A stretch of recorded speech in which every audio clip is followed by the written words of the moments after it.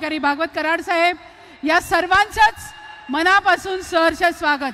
माननीय आमदार आमचे डॉक्टर राहुल आहेर, माननीय विकले साहेब, सर्व पक्षाचे माननीय पदाधिकारी आवर्जून उपस्थित झाले आहेत, त्यांचं मनपूर्वक स्वागत। कृषी उत्पन्न बाजार समितीचे माननीय सोहनलालजी भंडारी यांचं सुद्धा मनापासून स्वागत। आणि काही मान्यवरांची आपण आता संवाद त्यांचा ऐकणार आहोत। मी लगेचच माननीय राधाकृष्ण विखे यांना विनंती करणार आहे की आपण सर्वांशी संवाद साधावा।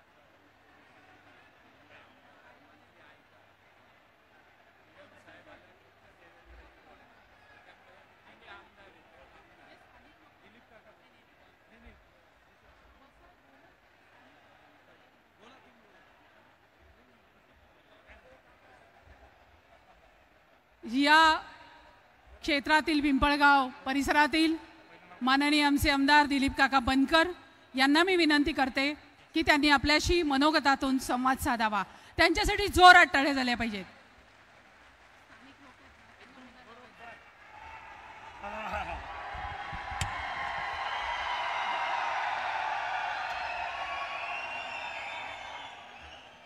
दिंडोरी लोकसभा मतदारसंघाचे उमेदवार आणि नाशिक लोकसभा मतदारसंघाच्या दोन्ही उमेदवाराच्या प्रचाराच्या निमित्ताने या ठिकाणी आपल्यामध्ये थोड्याच वेळात उपस्थित होणारे या देशाचे पंतप्रधान आदरणीय नरेंद्र मोदीजी साहेब, स्टेजवर उपस्थित असलेले राज्याचे उपमुख्यमंत्री देवेंद्रजी फडणवीस साहेब, पालकमंत्री दादाजी भुसे, सर्व मंत्रीगण, स्टेजवर उपस्थित असलेले सर्व प्रमुख अतिथी व माझ्यासमोर आलेले सर्व महायुतीचे कार्यकर्ते, वडीलधारी मंडळी, बंधू आणि भगिनींनो, आज या ठिकाणी लोकसभेच्या निवडणुकीच्या निमित्ताने आपण सर्वजण या ठिकाणी देशाचे पंतप्रधान आदरणीय नरेंद्र मोदीजी साहेब यांचं भाषण ऐकण्यासाठी या ठिकाणी आलेले आहेत।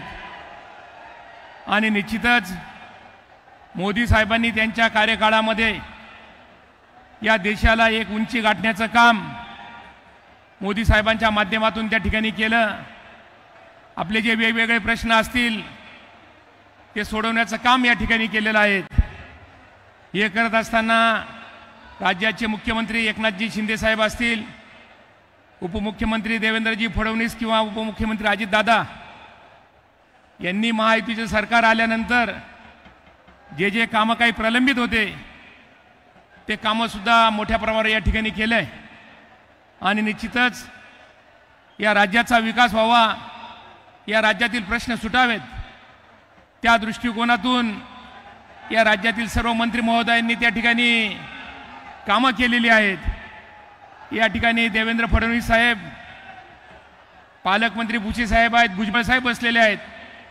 त्यांना एवढीच विनंती करेल का देशाचे प्रश्न सोडवत असताना काही प्रश्न नाशिक जिल्ह्याचे सुद्धा साहेब या ठिकाणी राहिलेले आहेत, त्या प्रश्नाच्या बाबतीत सुद्धा निश्चितच देशाचे पंतप्रधान आदरणीय नरेंद्र मोदीजी साहेब परत पंतप्रधान होणार आहेत। त्यावेळेला आपल्या माध्यमातून या जिल्ह्यातील कांद्याचे प्रश्न असतील, टमाट्याचे प्रश्न असतील, द्राक्षाचे प्रश्न असतील, ते प्रश्न सुटावेत हीच अपेक्षा या निमित्ताने व्यक्त करतो। आणि मोदी साहेबांनी खरोखर या देशाला प्रगतीवर नेण्याचं काम मोदी साहेबांच्या नेतृत्वाखाली या ठिकाणी झालेलं आहे। राज्याने सुद्धा अनेक प्रकल्प या ठिकाणी मार्गी लावण्यासाठी त्या ठिकाणी कामं केलीत। मग रस्त्याचा प्रश्न असेल, पाण्याचा प्रश्न असेल, विजेचा प्रश्न असेल, शिक्षणाचा प्रश्न असेल, आरोग्याचा प्रश्न असेल, अनेक प्रश्न या सरकारच्या माध्यमातून त्या ठिकाणी मार्गी लागलेले आहेत। आणि निश्चितपणे हा नाशिक जिल्हा शेतकऱ्यांचा जिल्हा आहे, कष्टकऱ्यांचा जिल्हा आहे। माझ्या माता भगिनी मोठ्या प्रमाणात या ठिकाणी कष्ट करतात। जो काही निर्यातीचा प्रश्न असेल तो कायमस्वरूपी जर देशातील पंतप्रधान त्यांनी त्यांचे सर्व सहकार्यांनी मार्गी लावला तर या जिल्ह्यातील शेतकरी दुवा दिल्याशिवाय राहणार नाही। हीच विनंती साहेब आपल्या सर्वांना करतो। आणि या ठिकाणी मोठ्या संख्येने आपण ठिकाणी उपस्थित राहिलात। निश्चित 20 तारखेला भारतीताई पवार आणि हेमंतजी गोडसे हे दोन्ही उमेदवार नाशिक जिल्ह्यातील असल्यामुळं त्या ठिकाणी दोन्ही उमेदवारांना निवडून देण्याचं काम आपण सर्व कार्यकर्त्यांनी करावं एवढीच विनंती करतो आणि माझे 2 शब्द संपवतो। जय हिंद, जय महाराष्ट्र।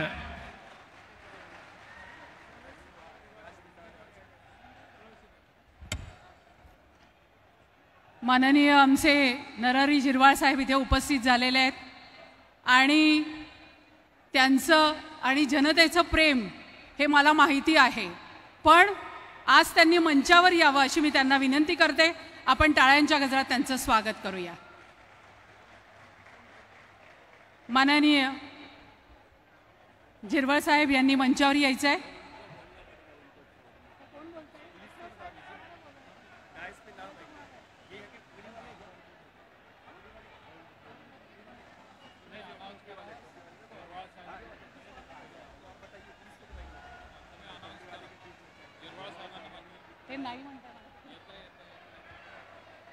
आणि आवर्जून उपस्थित होत आहेत नरहरी झिरवाळ साहेब, त्यांच्यासाठी जोरात टाळ्या झाल्या पाहिजेत।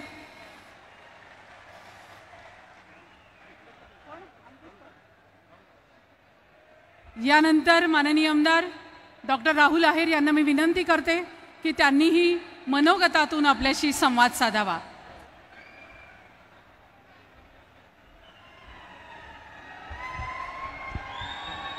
बोलो जय श्रीराम। छत्रपति शिवाजी महाराज की जय भवानी। आज या पिंपळगावच्या ऐतिहासिक भूमीमध्ये जिथे मागच्या पंचवार्षिकला आपल्याला सर्वांना आदरणीय ह्या देशाचे पंतप्रधान आपले सर्वांचे युगपुरुष माननीय नरेंद्र मोदीजींनी जेव्हा संबोधन केलं होतं त्या संबोधनाला हाक देऊन आपण दिंडोरी लोकसभा असेल किंवा नाशिक लोकसभा असेल इथले दोन्ही आपले महायुतीच्या उमेदवारांना भरभरून मताधिक्य देऊन आदरणीय मोदीजींचे हात बळकट करण्यासाठी आपण दिल्लीत पाठवलं। आज पुनश्च एकदा 5 वर्षांनी आपल्याला ही संधी मिळालेली आहे की आदरणीय मोदीजींना या देशाचं तिसऱ्यांदा पंतप्रधान करण्यासाठी आपल्याला योगदान देता येणार आहे। आणि आपल्याला माहिती आहे की आपल्या दिंडोरी लोकसभेच्या उमेदवार असतील आदरणीय भारतीताई किंवा आपले नाशिक लोकसभेचे उमेदवार असतील हेमंतप्पा गोडसे यांना आपण दिलेलं एक मत हे मोदीजींना आपल्याला तिसऱ्या वेळेस पंतप्रधान करण्यासाठी कामी येणार आहे। आज आपल्यामध्ये इथं उपस्थित असताना आपल्या सर्वांचे नेते आदरणीय देवेंद्रजी फडणवीस साहेबांच्या मार्गदर्शनाखाली आपण सर्व काम करत असताना त्यांना साथ देण्यासाठी आज महायुतीचे सर्व नेते इथं मंचावर उपस्थित आहे। 2014 पासून आदरणीय फडणवीस साहेबांच्या नेतृत्वापासून आपण काम करत असताना या महाराष्ट्राला एक वेगळी उंची गाठण्याचं काम या महायुतीच्या सरकारने केलंय। आज 2 वर्षांपासूनचं माननीय मुख्यमंत्री एकनाथ शिंदे साहेबांचं नेतृत्वाचं महायुतीचं सरकार असेल किंवा केंद्रातलं सरकार असेल, या सरकारने शेवटच्या घटकाचा विचार करून त्याच्या आयुष्यामध्ये बदल घडवण्यासाठी अहोरात्र कष्ट घेतलेले आहेत, त्याचाच परिपाक आज आपल्याला सामान्य मतदार असेल, कष्टकरी असेल, शेतकरी असेल, कामगार असेल, माता भगिनी असतील, यांच्या मनामध्ये एक दृढ निश्चय केलेला दिसतो आहे की तिसऱ्यांदा भारताचा पंतप्रधान आदरणीय मोदीजींना केल्याशिवाय आपली ही जनता थांबणार नाही. आणि म्हणून या रूपाने आपल्याला पुनश्च एकदा ही संधी मिळालेली आहे. आपण सर्वांनी मागच्या वेळेस या दिंडोरी लोकसभेमध्ये तर 2च फक्त आमदार हे सत्ताधारी होते. यावेळेस साईच्या साई आमदार हे महायुतीचे आहे. आणि त्याच्यामुळे मी आपल्या सर्वांना नम्रपणे आवाहन करेल की यावेळेस आपल्याला मागच्या वेळेसपेक्षा जास्तही मताधिक्याने भारतीताईंना आपल्याला केंद्रामध्ये पाठवायला पाहिजे. हेमंत आप्पा गोडसेंना पण नाशिकमधनं मोठ्या मताधिक्यांनी आपण पुनश्च एकदा संसदेत पाठवू, हे आवाहन मी आपल्या सर्वांना करेल. पुनश्च एकदा आपल्याला ही संधी आदरणीय मोदीजींना मतदान करण्याची जी आलेली आहे ती आपण दवडणार नाही, ही अपेक्षा बाळगून माझे 2 शब्द संपवतो. जय हिंद, जय महाराष्ट्र. धन्यवाद ढिकले साहेब.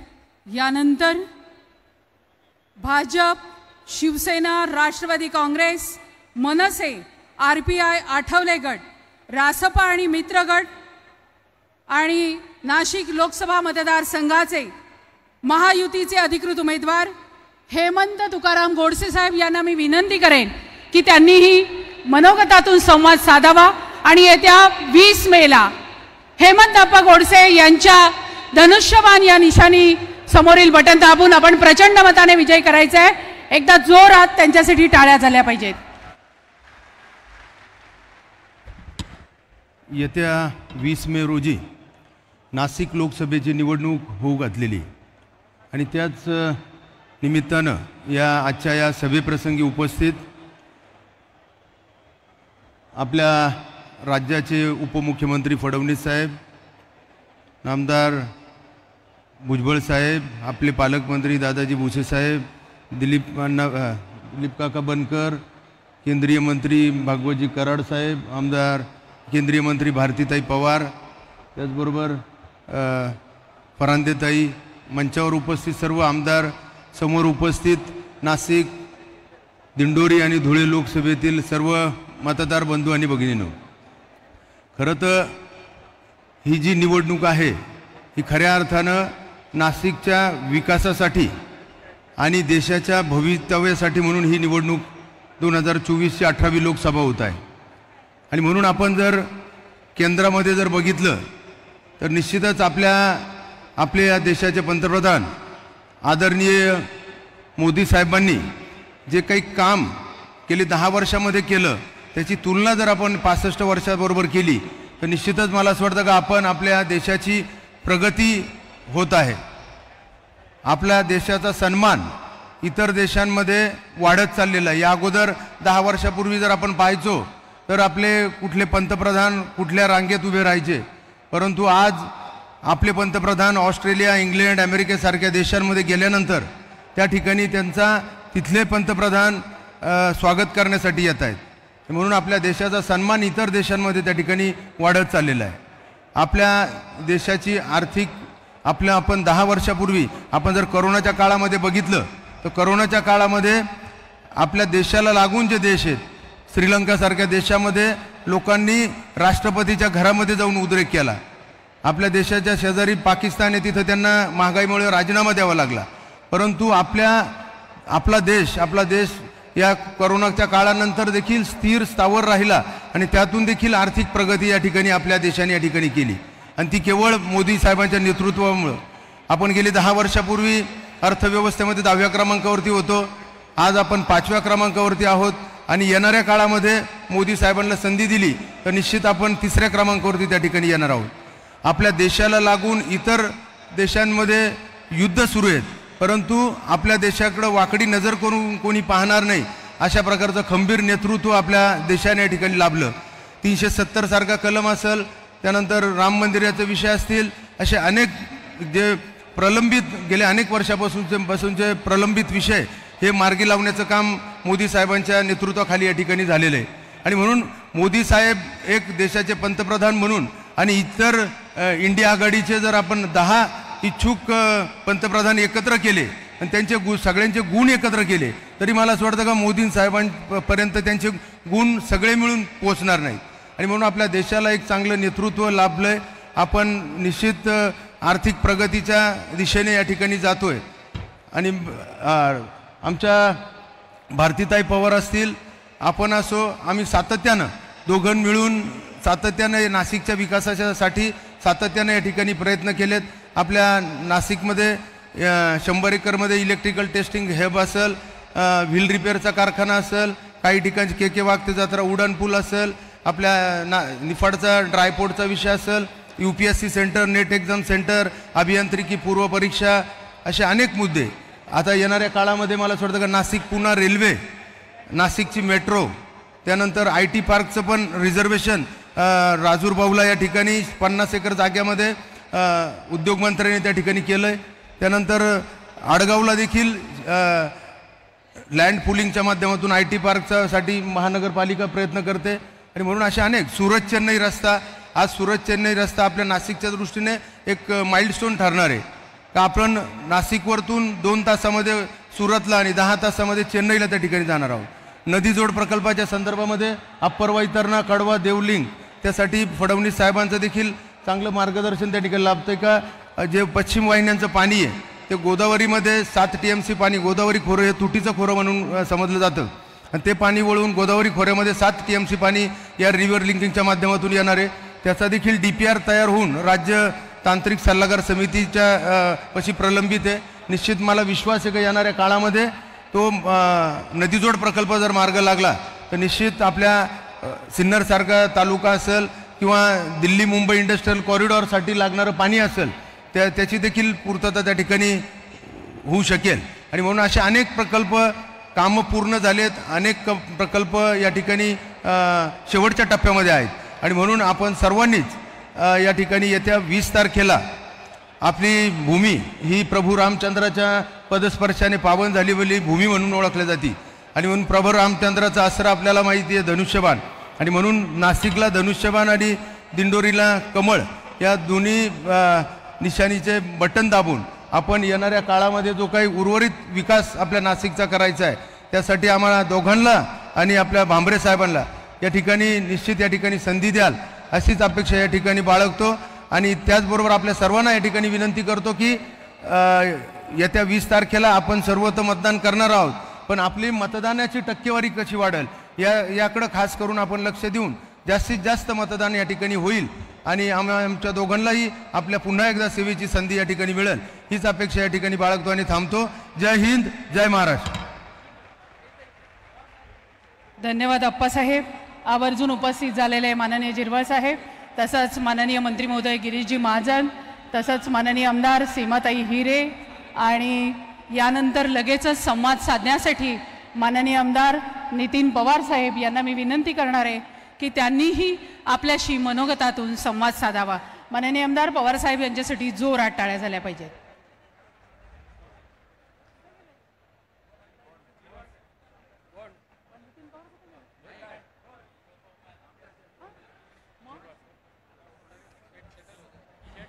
अनेक मान्यवर असल्यामुळे आपण काही लोकांना इथे बोलायला लावतो आहे, पण वेळेअभावी आपण लगेचच इथे घेतो आहोत माननीय जिरवळ साहेब यांना की ते आवर्जून उपस्थित झालेले आहेत.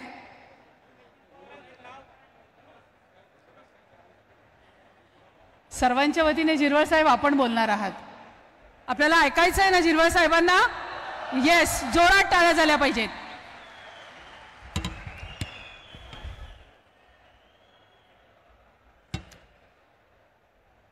आज ज्यांचं मार्गदर्शन आपल्याला ऐकायचं आहे ते सर्वांचं आशास्थान, देशाचं आशास्थान नरेंद्र मोदी साहेब, त्याचप्रमाणे व्यासपीठावर असलेले राज्याचे ज्येष्ठ नेते भुजबळ साहेब, राज्याचे उपमुख्यमंत्री फडणवीस साहेब, विखे पाटील साहेब, भुसे साहेब, सन्माननीय सर्व व्यासपीठ, आजी माजी आमदार, माजी खासदार हरिश्चंद्र चव्हाण साहेब, त्याचप्रमाणे समोर बसलेले सगळे विकासावर प्रेम करणारे, सामाजिक समतोल राखण्याच्या दृष्टीने ज्यांचा अहोरात्र प्रयत्न असतो असा देशातील एक आगळंवेगळं नेतृत्व नेता आदरणीय मोदी साहेब यांना ऐकण्यासाठी आपण सगळेजण या ठिकाणी उपस्थित राहिलोत. मी मनापासून सगळ्यांना धन्यवाद देतो, सगळ्यांचे आभार मानतो. पहिला मी माझा खुलासा करतो.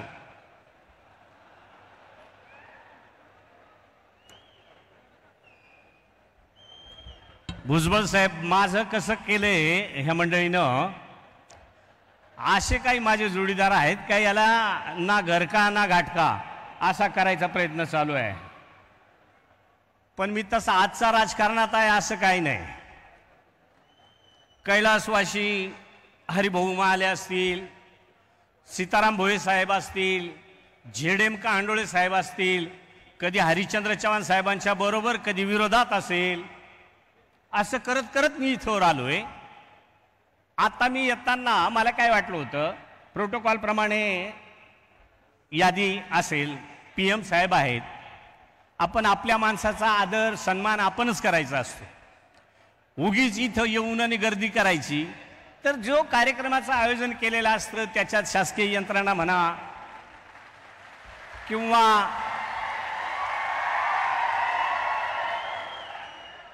आपण सगळे म्हणून आपणच गर्दी करायची. माझ्यापेक्षा मला घडवणारे अनेक जण तुमच्यासारखी सगळी खाली बसली आहेत, तो प्रोटोकॉल आहे. पण मला वाटत होतं का बाबा आपणही जरा विचारून घेऊ, वरती नाव असेल तर वरती जाऊ, नसेल तर आपण खालूनही बाय बाय बाय बाय करू शकतो. पण पत्रकार मित्र काय माझ्या मागे लागले तर मला काही माहीत नाही. खुर्चीवर नाव आहे म्हणजे तुमच्या मनात येणार नाही, कारण ताईंनीच सांगितलं का त्यांना तिकडं आवडेल, मला आवडतं. पण पत्रकार मित्रांनी काय कसं पाहिलं, लगेच येऊन तुम्ही काय नाराज आहेत काय?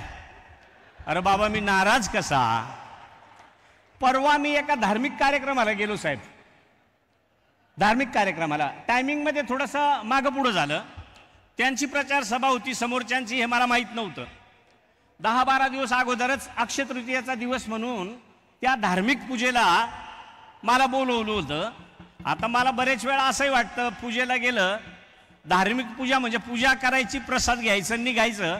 पण मी तसा नाही, मी महाप्रसाद घेतल्याशिवाय निघत नसतो. मी गेलो तर त्यांची सभा शेवटाला होती. मी उभा राहिलो मंडपाच्या बाहेर. आता शेटे साहेबांसारखी सगळी माझे गुरुवर्य, पण ते त्या बाजूला आहेत आणि मी ह्या बाजूला आहे. म्हणून ते हसायचे, ते म्हणायचे या मंडपात या मंडपात. म्हणजे शेटे साहेब नाही बोलले, कार्यकर्ते. मी सांगितलं तुमचं आटपून जाऊ द्या, मी पूजेला आलोय. आणि त्यांनी बरोबर एकच केलं होतं, त्या पूजेच्या मांडवातच त्यांची सभा घेऊन टाकली. आणि गेल्यानंतर आम्ही जवळ आल्यानंतर लगेच फोटो काढला आणि दिवसभराचं हे सगळे फडणवीस साहेबांसहित, बावनकुळे साहेबांसहित सगळ्यांचे अगदी फोनवर फोन, अजितदादांचा फोन, तटकरे साहेबांचा फोन, महाराष्ट्रातली वेगवेगळी मंडळी जी मोदी साहेबांवर, फडणवीस साहेबांवर, मुख्यमंत्री साहेबांवर, अजितदादांवर जी प्रेम करते ती मंडळींचे सगळ्यांचे फोन, तुझं असं का झालं काय? मग मी सांगितलं, अरे आपल्या उमेदवार भारतीताई आहेत, त्यांना नाही आहे वेळ, कारण मी एक वेळा उमेदवारी करून पाहिलेली आहे.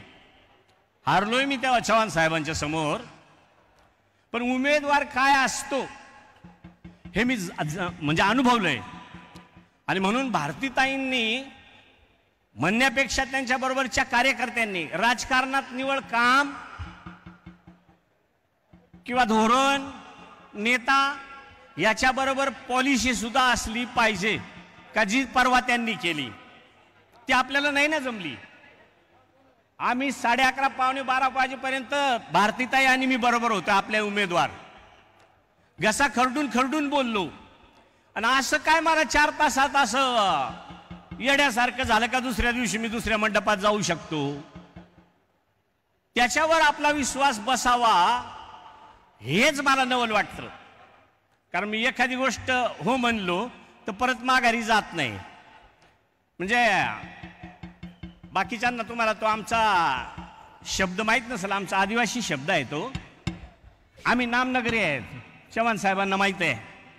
हो तर हो, नाही तर नाही.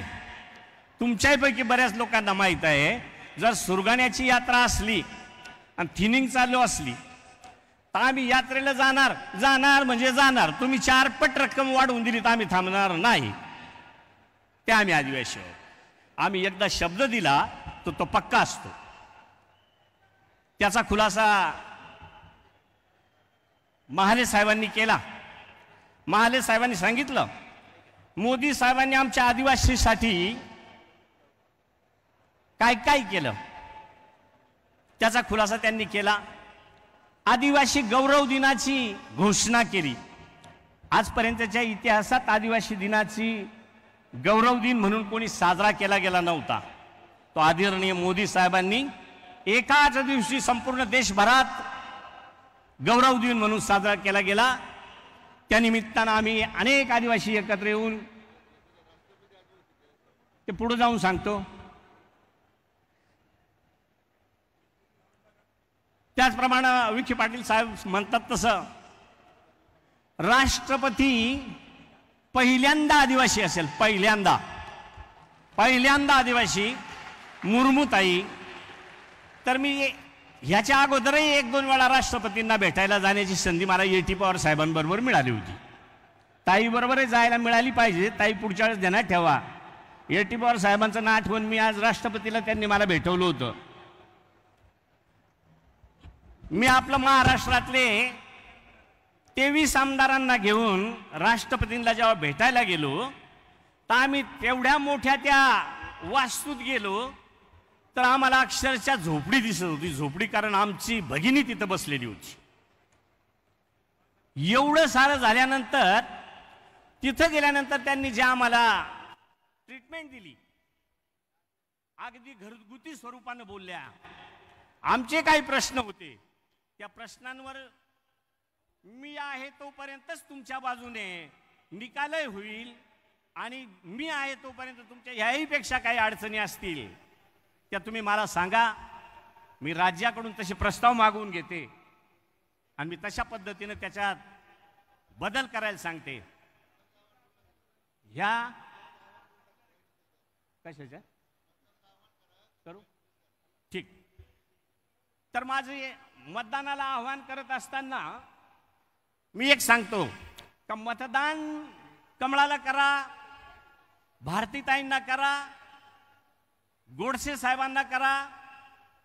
ते मतदान आदरणीय मोदी साहेबांना मिळणार आहे आणि म्हणून मतदानाची किंमत आपल्याला माहित आहे.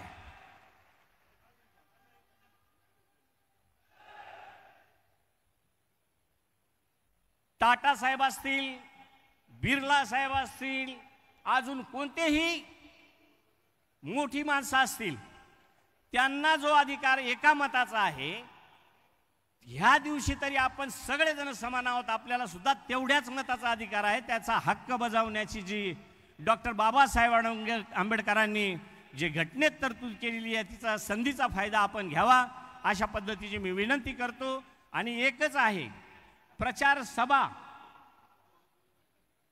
फडणवीस साहेबांना सांगतो, आपण सगळे मिळून विनंती करू मोदी साहेबांना का आताच्या वेळेला एक काळजी घ्यावी लागणार आहे आपल्याला. सगळेजण म्हणतात 70%, 80%, 70%, 80%, पण माणसं आहेत कुठं ती शोधा. मतदार आहे कुठं ते शोधा.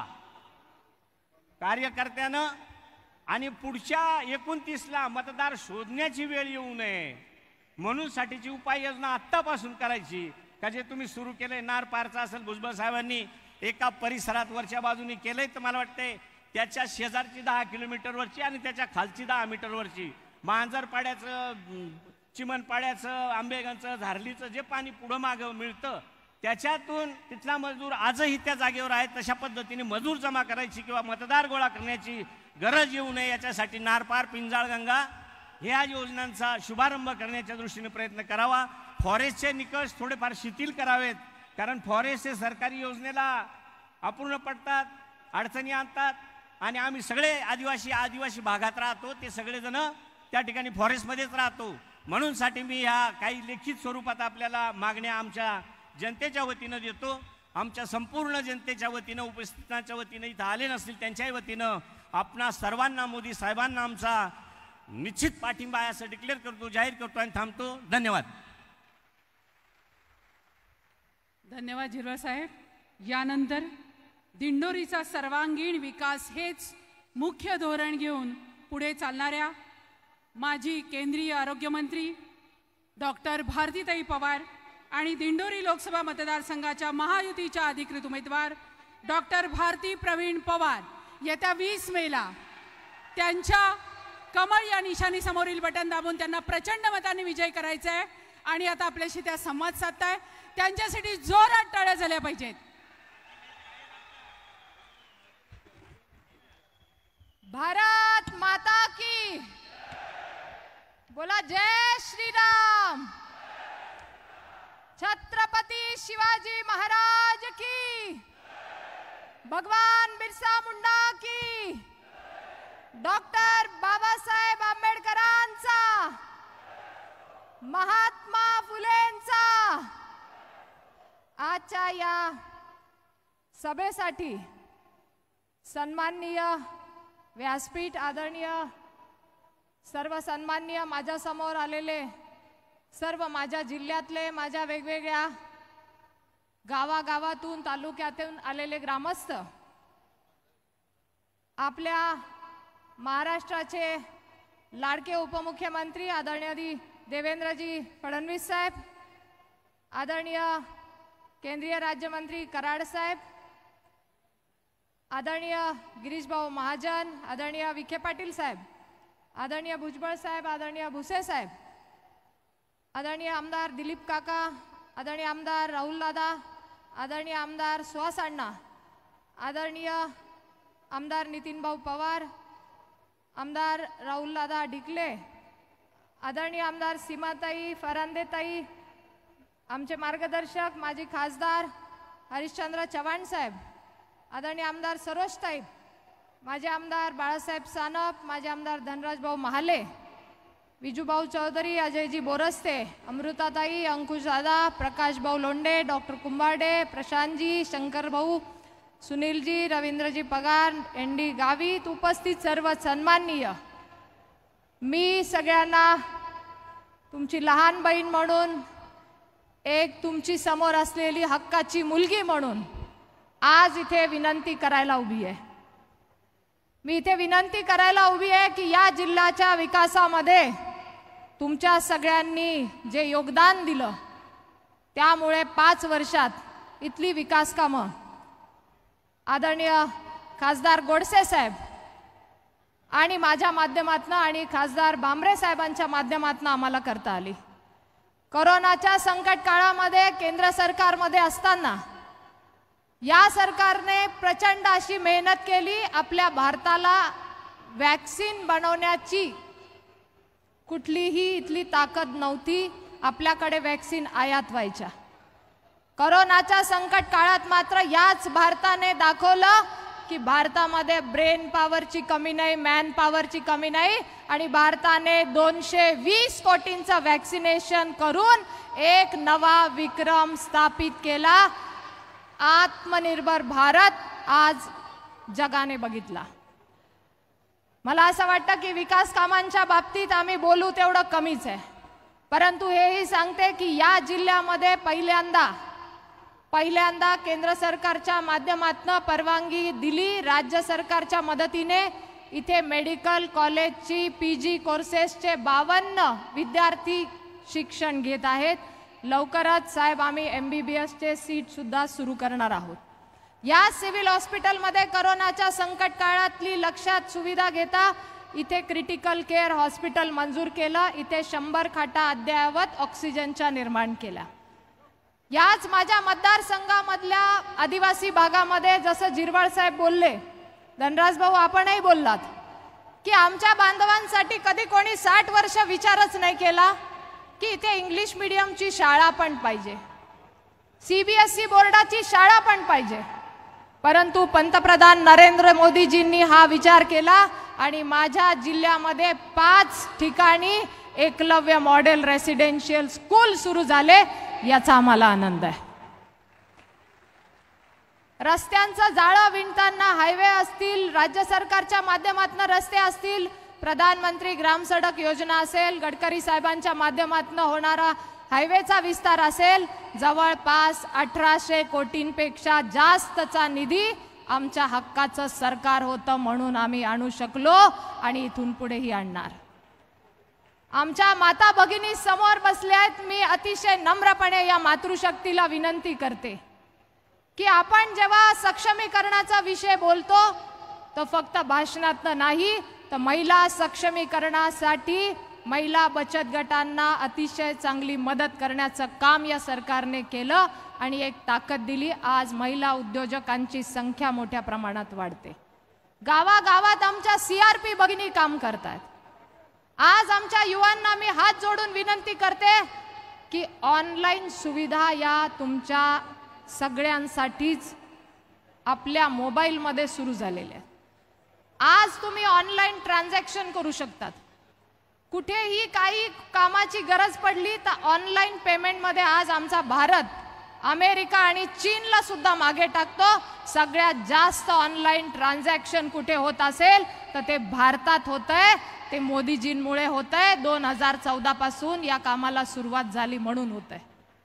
या विकास कामांना आपण नक्कीच बघितलं आणि एक गुड गव्हर्नन्स, ईज ऑफ डुईंगच्या दिशेने चाललेलं सरकार आम्ही बघतोय. आपण सांगितलं की नारपार प्रश्न आमच्या जिल्ह्यासाठी फार महत्त्वाचा आहे आणि माननीय देवेंद्रजींना मी विनंती करते की आपल्या माध्यमातूनच याची एक चांगली मीटिंग आणि DPRचं काम सुरू झालेलं होतं. आता मात्र आपण या कार्याला गती द्यावी आणि त्या दिशेने या जिल्ह्यावासियांचे प्रश्न, पाण्याचा खास करून प्रश्न आहे, नारपारच्या माध्यमातून सोडवावा ही मी सुद्धा आपल्या सगळ्यांच्या वतीने विनंती करते आणि तसं त्यांनी मान्य केलंय की लवकरच या कार्याला गती देणार आहे. आज आमचे युवा स्टार्टअपसाठी पुढे येत आहेत. जवळपास 1 लाखपेक्षा जास्त युवा स्टार्टअपसाठी उभे राहिलेत. PM स्वरोजगार निधी असेल, PM विश्वकर्मा योजना असेल, वेगवेगळ्या योजनेतून आज आमच्या ग्रामीण भागाचा विकास होताना दिसतो. महत्त्वाचा मुद्दा मला हाही इथे नमूद करायचा आहे आणि खास चर्चा होते की आपल्या सरकारचं धोरण काय, कांदा प्रश्नावर नेमकी तुमची चर्चा काय.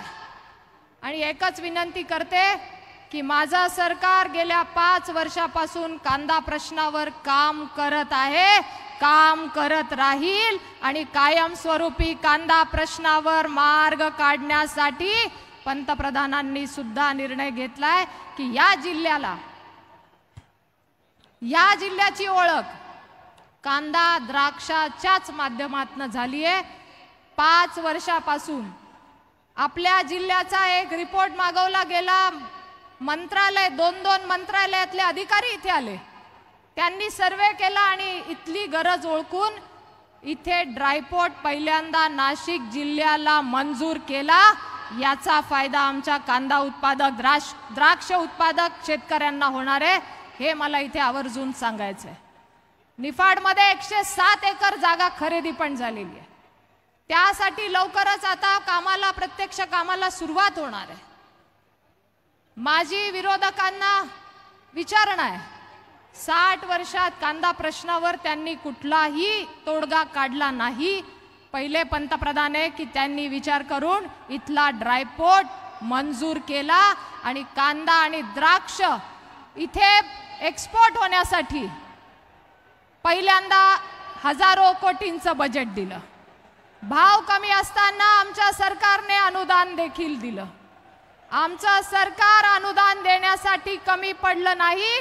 माननीय देवेंद्रजी मुख्यमंत्री असताना पहिल्यांदा कांद्याला अनुदान देणारे ते पहिले मुख्यमंत्री आम्ही बघितले आणि आता माननीय मुख्यमंत्री शिंदे साहेब सुद्धा कांद्याला अनुदान देत आहे. गारपीट झाली, दुष्काळ झाला तर कांद्याची नुकसान भरपाई करण्यासाठी माझ्या मंचावरील सर्व सन्माननीय मंत्री महोदयांनी, आमदारांनी कायमच प्रत्यक्ष शेतात जाऊन पाहणी केली आणि पंचनामे करून ती नुकसान भरपाई देण्यासाठी सुद्धा पुढाकार घेतला।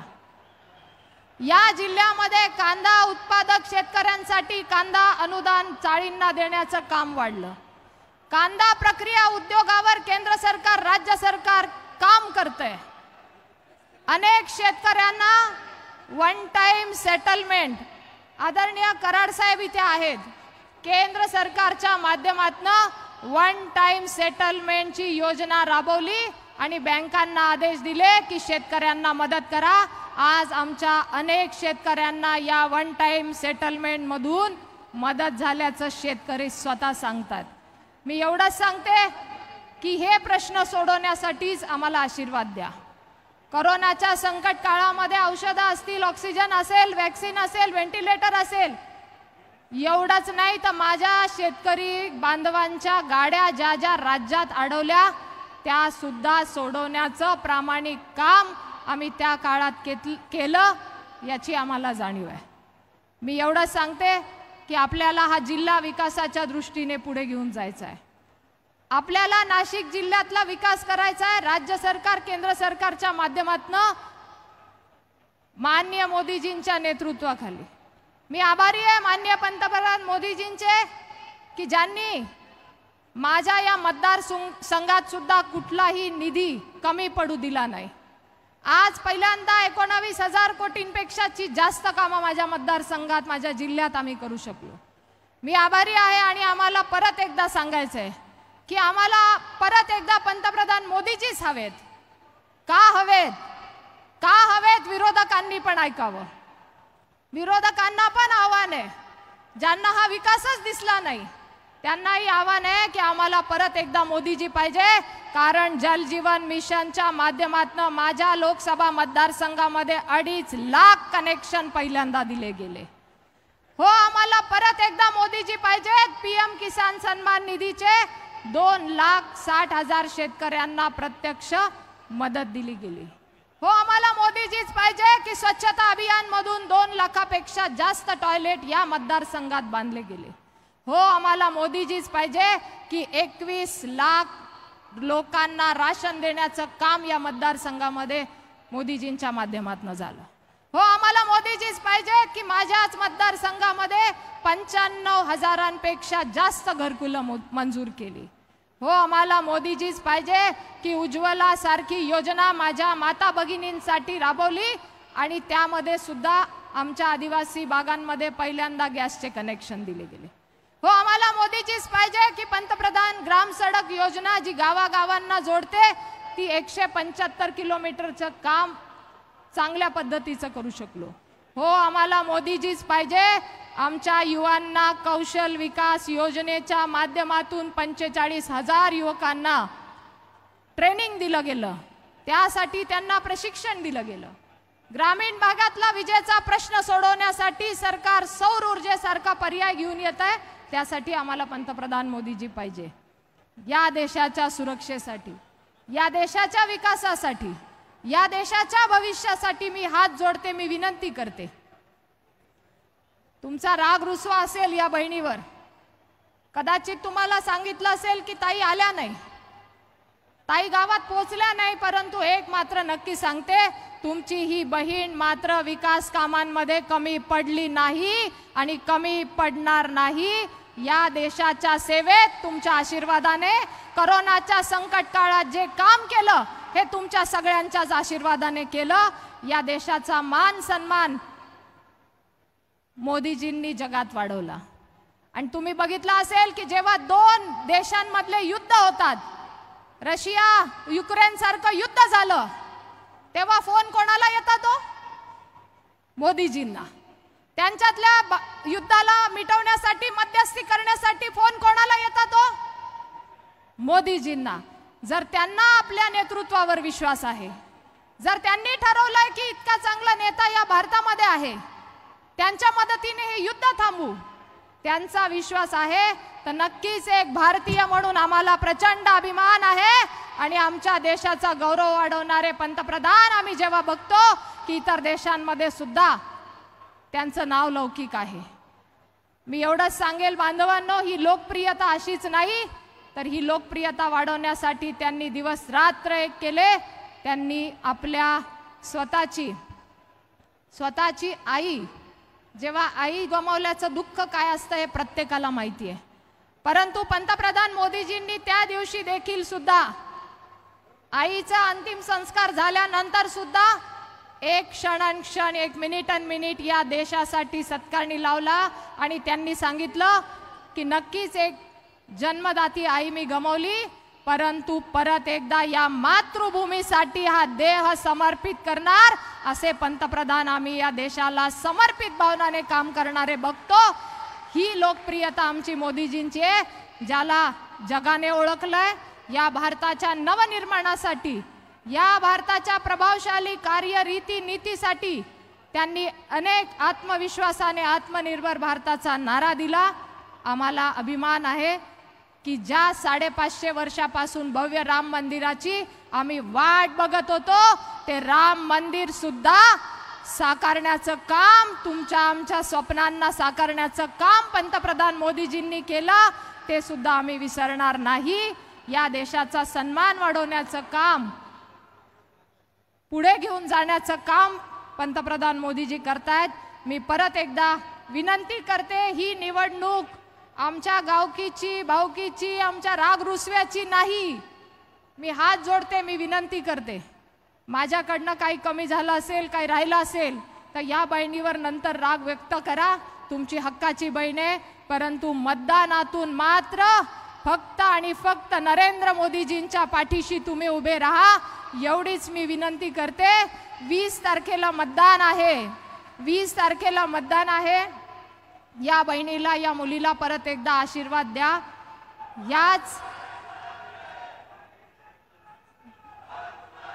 या विकास कामांसाठी तुमची बहीण कमी पडणार नाही.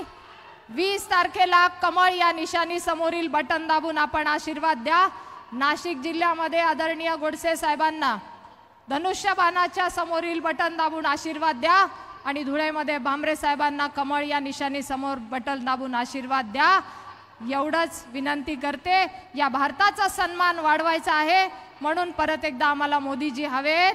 विश्व में पहचान बनानी है, विश्व में पहचान बनानी है, खोई प्रतिष्ठा फिर से पानी है, खोई प्रतिष्ठा फिर से पानी है. मत फंसना झूठे वादों में, मत फंसना झूठे वादों में. फिर एक बार मोदी सरकार लानी है, फिर एक बार मोदी सरकार लानी है. धन्यवाद. जय हिंद, जय महाराष्ट्र, जय भारत. भारत माता की, भारत माता की. फिर एक बार, फिर एक बार, अब की बार, अब की बार. धन्यवाद. जय हिंद, जय महाराष्ट्र, जय भारत. धन्यवाद. असंच ताईंच्या मागे उभं राहायचंय, अप्पांच्या मागे उभं राहायचंय. एकदा जोरात ताईंसाठी टाळ्या झाल्या पाहिजेत. यानंतर लगेचच महाराष्ट्र राज्याचे माननीय सार्वजनिक बांधकाम मंत्री आणि नाशिकचे पालकमंत्री दादाजी भुसे यांना मी विनंती करते की त्यांनीही मनोगतातून आपल्याशी संवाद साधावा. बोला छत्रपती शिवाजी महाराज की. दिल्लीपर्यंत बोला छत्रपती शिवाजी महाराज की. जय शिवाजी. भारत माता की.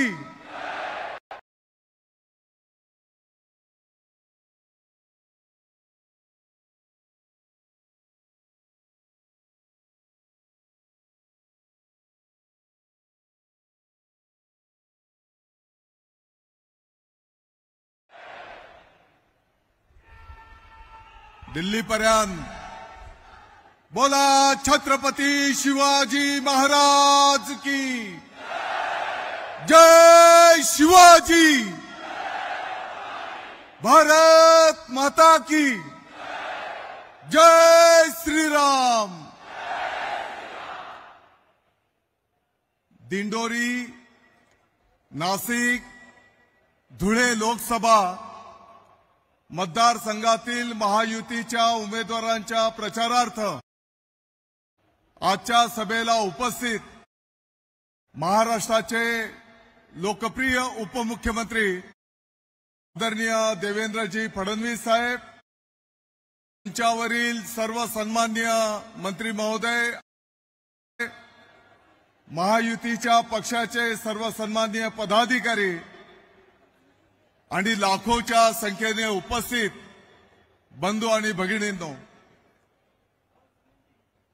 थोड्याच वेळामध्ये भारताचे लोकप्रिय प्रधानमंत्री ज्यांनी आपल्या देशाचं नाव जगाच्या पाठीवर उंच केलं, प्रत्येक भारतीयाला अभिमान वाटेल अशा प्रकारचं आपल्या भारताचं नाव जगाच्या पाठीवर नेलं, ते आदरणीय मोदी साहेबांचं आगमन आपल्या या पवित्र नगरीमध्ये होणार आहे. साहेब, या निवडणुकीला सामोरं जात असताना मी आपल्याला सगळ्यांना विनंती आवाहन करेन, आदरणीय प्रधानमंत्री महोदयांच्या नेतृत्वाखाली आपल्या केंद्राने अनेक चांगल्या योजना तळागाळातील सर्वसामान्य जनतेच्यासाठी राबवल्या. त्याच पद्धतीने आपल्या राज्य सरकारने महाराष्ट्राचे लोकप्रिय मुख्यमंत्री आदरणीय एकनाथजी शिंदे साहेब, उपमुख्यमंत्री माननीय देवेंद्रजी फडणवीस साहेब, अजितदादा पवार साहेब यांच्या नेतृत्वाखाली आपल्या महाराष्ट्र महायुतीच्या सरकारने अनेक चांगल्या योजना तळागाळातील जनतेच्यासाठी संपन्न केलेल्या आहेत. त्याच पद्धतीने आपले जे सन्माननीय खासदार महोदय आहेत, त्यांनी सुद्धा आपल्या या भागाच्या विकासासाठी अनेक चांगली कामं त्या ठिकाणी संपन्न केलेली आहेत. त्याच्यासोबतच मला असं वाटतं की जनतेच्या सुखदुःखामध्ये सदैव महायुतीचे कार्यकर्ते सहभागी असतात आणि या सर्व गोष्टी घेऊन आपल्याला जनतेच्या दरबारात जायचं आहे. धनुष्यबाण आणि कमळला मतदान त्या ठिकाणी मागायचं आहे. हीच विनंती या निमित्ताने मी आपल्या सर्वांना करेन. मला वाटतं की नाशिक जिल्ह्यापुरतं जर बोलायचं झालं तर इन्फ्रास्ट्रक्चरच्या बाबतीमध्ये अनेक मोठे प्रकल्प त्या ठिकाणी प्रगतीपथावर आहेत. त्याची यादी मी आपल्यासमोर वाचणार नाही, परंतु आदरणीय उपमुख्यमंत्री महोदयांना मी या निमित्ताने विनंती करणार आहे की आमच्या या जिल्ह्याच्या संदर्भामध्ये जर बोलायचं झालं तर पश्चिम वाहिनी नद्या पूर्व वाहिनी करणं, या कामाला आपल्याला जे काही तुम्ही नियोजित केलेलं आहे, आपल्या काही काळातच या संपूर्ण भागाच्या साठी आनंदाची बातमी माननीय उपमुख्यमंत्री महोदय मला वाटतं की आपल्याला देतीलच. आणि शेतकऱ्यांच्याही संदर्भामध्ये जे काही धोरण आपल्या सरकारने आखलेलं आहे, त्याही संदर्भामध्ये माननीय उपमुख्यमंत्री महोदय आपल्या समोर गोड बातमी ते निश्चित देणारच आहेत. मी आपल्याला कळकळीची विनंती करतो, जसं आता ताईंनी सांगितलं, ही निवडणूक आपल्या देशाचं भवितव्य घडवणारी निवडणूक आहे. परंतु दुर्दैवाने काही भोंगे दररोज सकाळी 9-10 वाजता टीव्हीच्या समोर येऊन दिशाभूल करणारी वक्तव्य करतात आणि अनेक चांगल्या बाबी दुर्दैवाने जनतेच्या पर्यंत त्या ठिकाणी पोहोचलेल्या नाहीत. आणि म्हणून या भोंग्याच्या खोट्या विषयांना आपण बळी पडू नका. ही आपल्या देशाचं भवितव्य घडवणारी निवडणूक आहे. आपण जर बघितलं असेल, आतापर्यंत ज्या ज्या ठिकाणी मतदान संपन्न झालं त्या त्या ठिकाणी विशिष्ट लोक मोठ्या संख्येने मतदानाला बाहेर पडतायत आणि या गोष्टीची खबरदारी तुम्हाला सगळ्यांना घ्यावी लागणार आहे. तुम्हाला सुद्धा मोठ्या संख्येने मतदानाला त्या ठिकाणी उतरावं लागणार आहे आणि मोदी साहेबांचे हात आपल्याला बळकट करायचे आहेत. जय हिंद, जय महाराष्ट्र.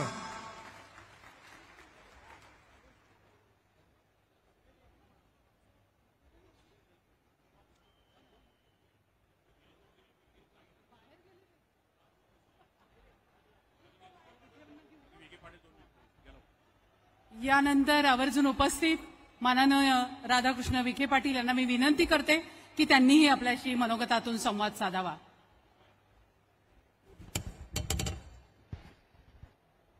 आपण उपस्थित आहोत.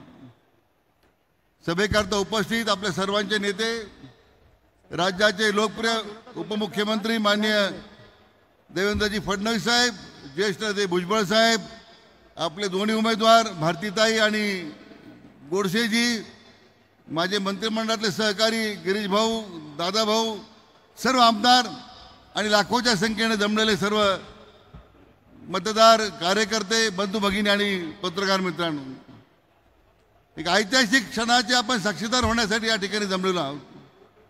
ज्या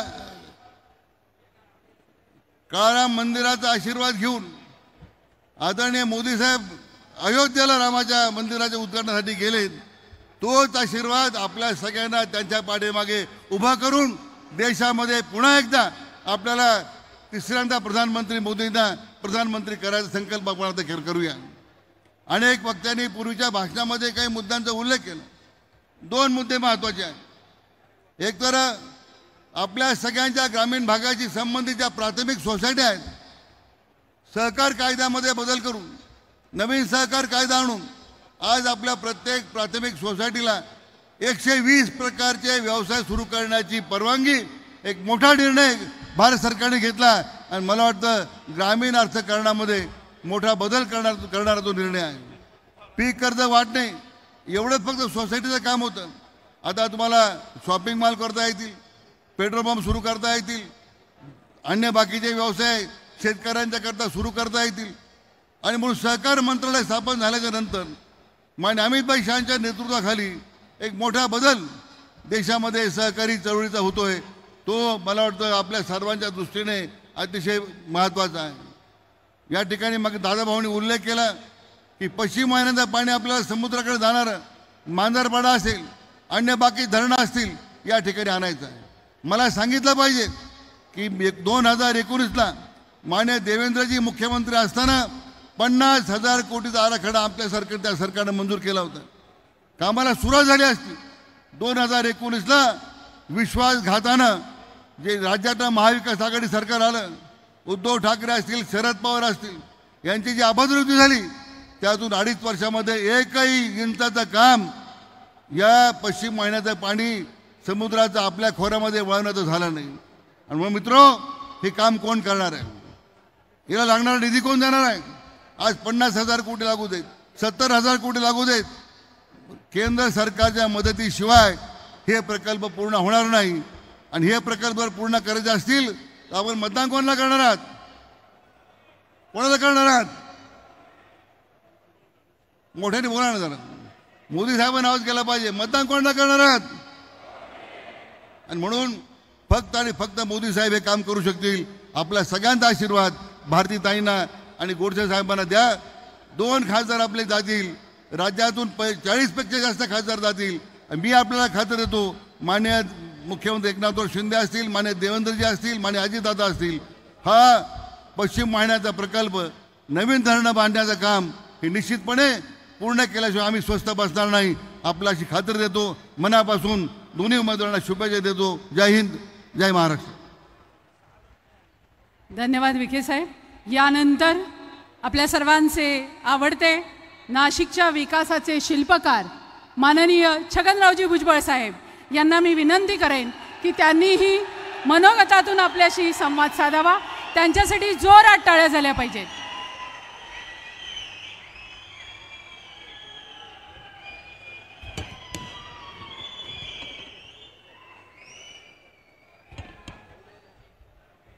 दिंडोरी मतदारसंघातील महायुतीचे उमेदवार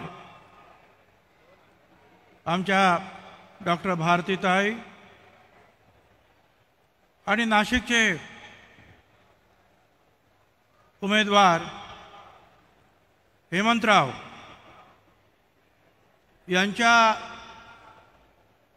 प्रचार सभेसाठी आपण सगळे इथे जमलेला आहात. लवकरच या देशाचं नेतृत्व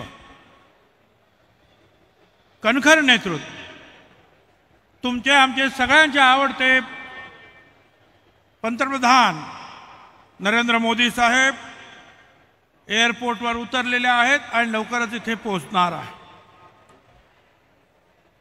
या प्रचार सभेसाठी या मंचावर उपस्थित असलेले उपमुख्यमंत्री देवेंद्रजी फडणवीस, आमचे सहकारी राधाकृष्ण विखे पाटील, गिरीश महाजन, दादाजी भुसे, नरहरी झिरवळ, माणिकराव कोकाटे, देवयानी फरांदे, सीमाताई हिरे, दिलीपराव बनकर, डॉक्टर राहुल अहेर, नितीन पवार, राहुल ढिकले, सुहास कांदे, सरोज अहिरे, सर्व सन्मान्य आमदार, राष्ट्रवादी काँग्रेस पार्टी, भाजपा, शिवसेना, महायुतीच्या घटक पक्षाचे सर्व पदाधिकारी आणि माझ्या बांधवांनो, भगिनी आणि मातांनो,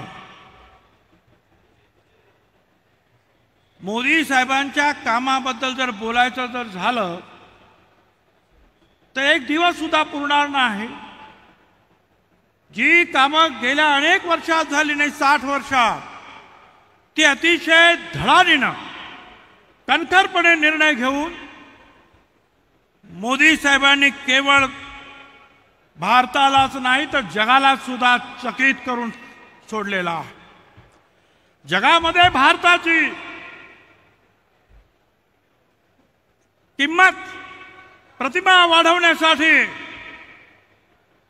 जे जे निर्णय घेतले ते सगळे यशस्वी झाले.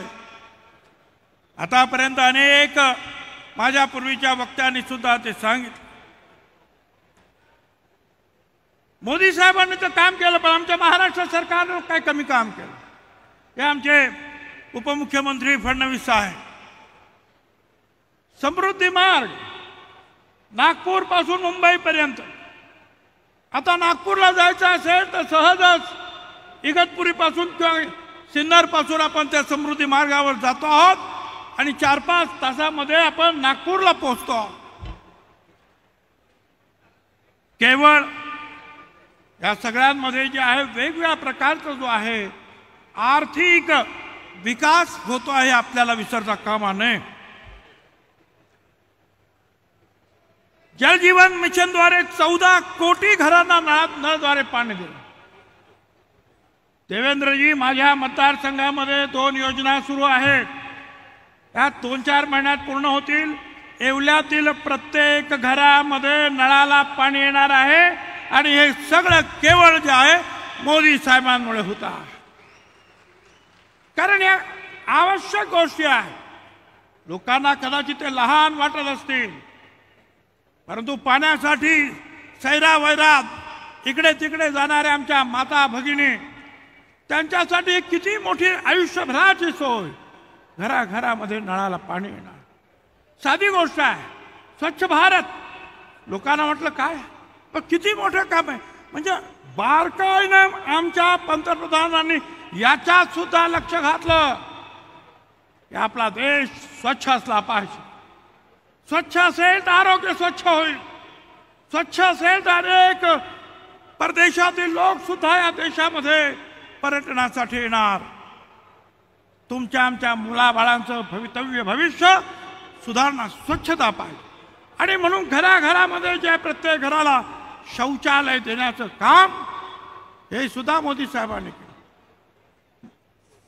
पाहायला गेलं तर आपल्याला वाटतं हे फार लहान काम, पण ज्या वेळेला 140 कोटी लोकांना या सुविधा देण्याचा निर्धार मोदी साहेब करतात आणि तो पूर्ण करतात, त्यावेळेला त्याची किंमत काय आहे ते आपण लक्षात घेतली पाहिजे.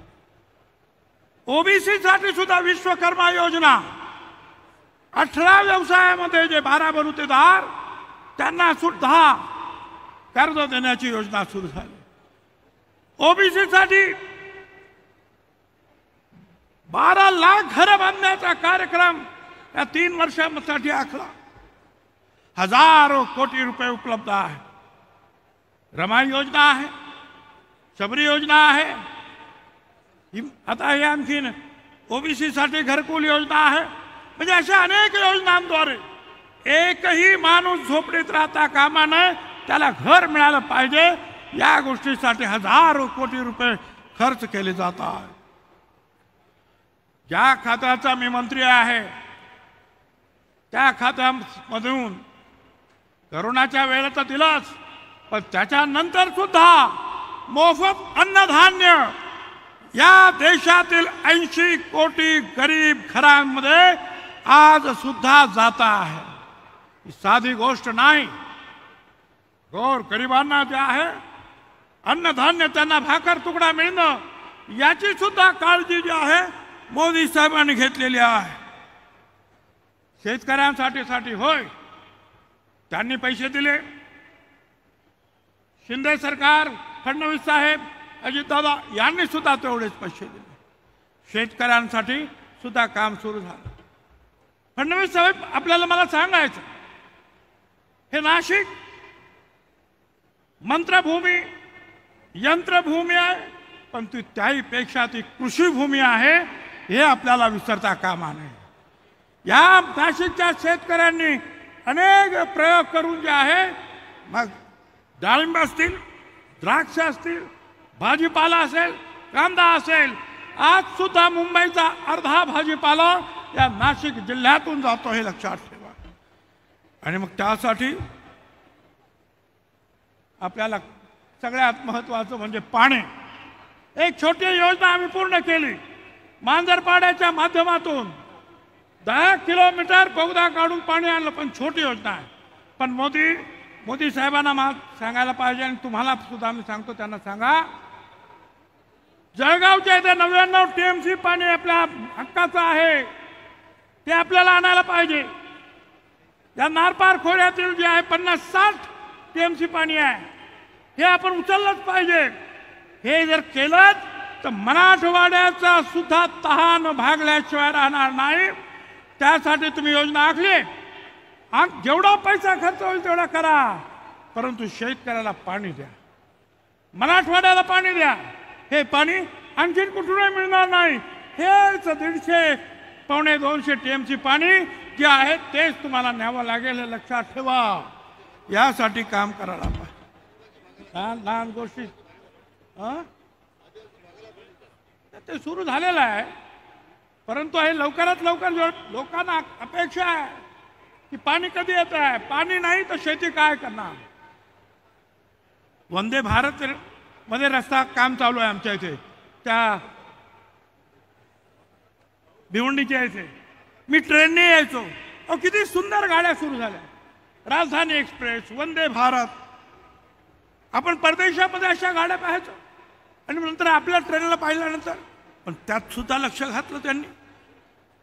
बेटी पढाओ, बेटी बचाओ, या गोष्टीकडे सुद्धा आपलं दुर्लक्ष होतं, पण ते सुद्धा काम झालं. आणि म्हणून मला सांगायचं, या मोदी साहेबांचं काम सांगायला दिवस पुरणार नाही. आंतरराष्ट्रीय तर स्तरावर कीर्ती वाढलीच या देशाची, पण या देशासाठी लहान सहान लोकांसाठी त्यांनी काम केलं. मला फडणवीस साहेबांना सांगत, मी मोदी साहेबांना देणार आहे, पत्र देणार आहे. सगळ्यांना माहिती आहे, कांदा जो आहे हा सगळा जो आहे आमच्या इकडे वांद्याचा प्रश्न निर्माण झाला. आमचं म्हणणं एवढंच आहे, फडणवीस साहेब, तुमच्याकडे धान आहे, त्याच्यासाठी हमीभाव आहे, आणि हमीभाव दिल्यानंतर आपण 2 हेक्टरसाठी 40,000 रुपये शेतकऱ्याला देतो त्याच्या खात्यावर. माझं म्हणणं असं आहे, मोदी साहेबांनी जाहीर केलेलं आहे दुगना पैसा मिलना चाहिए. मग कांद्याला जर 1000 रुपये जर खर्च असेल क्विंटलला, तर किमान 2000 पेक्षा जास्त मिळाल्याशिवाय कांद्याच्या शेतकऱ्याच्या घरात 2 पैसे जात नाही. मग त्यासाठी काही करा, योजना आखा. शेतकऱ्यांना, व्यापाऱ्यांना, तज्ञ लोकांना बरोबर घ्या, आणि कायम स्वरूपी जे आहे मार्ग फक्त तुम्ही आणि मोदी साहेब काढू शकतात या हिंदुस्थानामध्ये. हे केलंच पाहिजे तुम्हाला. मग पाहिजे कांद्यावर प्रक्रिया करणारे कारखाने आणा, होईल खर्च तुमचा, पण तो शेतकऱ्यांसाठी होणार आहे. त्या शेतकरी गोरगरिबांना आपल्याला वाचवावं लागेल. कांदा हे उत्पादन गरीब शेतकऱ्याचं आहे, पण त्याचबरोबर आहे ऊस सुद्धा आहे. मध्ये इथेनॉलची काहीतरी गडबड होते, शुगर त्याच्यावर सुद्धा निर्यात. ह्या ज्या गोष्टी आहेत ह्या होता कामा नये.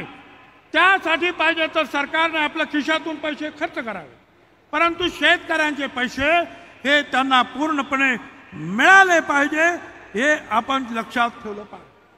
आणखीन एक गोष्ट सांगतो, आमच्याकडे आता सिंहस्थ मेळा येणार आहे. मोदी साहेबांना सुद्धा सांगा, सगळ्या ठिकाणी आपण मोठा फंड देता, तुम्ही तर देणारच आहात महाराष्ट्र सरकार, पण मोदी साहेबांना सुद्धा सांगितलं पाहिजे आपण सुद्धा याच्यामध्ये. कारण हे का सांगतो, कारण 4 जून नंतर मोदी साहेबच पंतप्रधान होणार. अहो ते होणार म्हणून तर मागण्या करतोय, नाही तर कशाला मागण्या केल्या असल्या.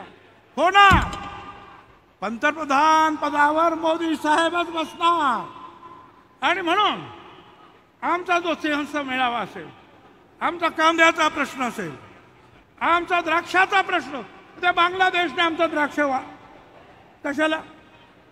मोदी साहेबांना सांगा एक फोन काफी है, बांग्लादेश का रास्ता खुला हो जाएगा. द्राक्ष जाऊ दे आमची, तुम्हाला ते सांगावं लागेल. कामं तर खूप आहे. पुणे नाशिक आमची रेल्वे, ते रेल्वेचं काम झालं पाहिजे, काय झालेलं आहे.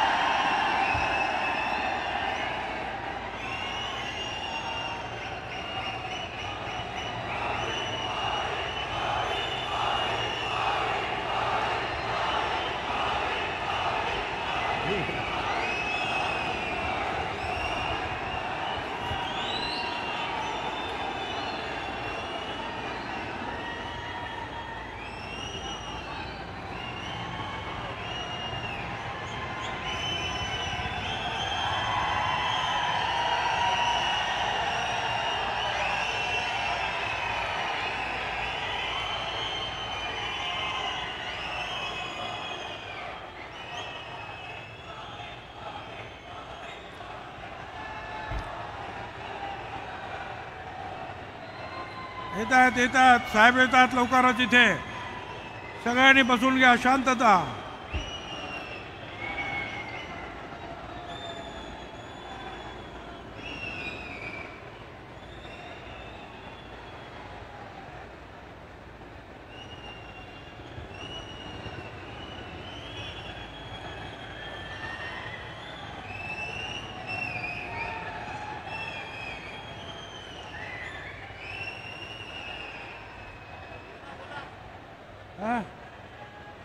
लवकरच या ठिकाणी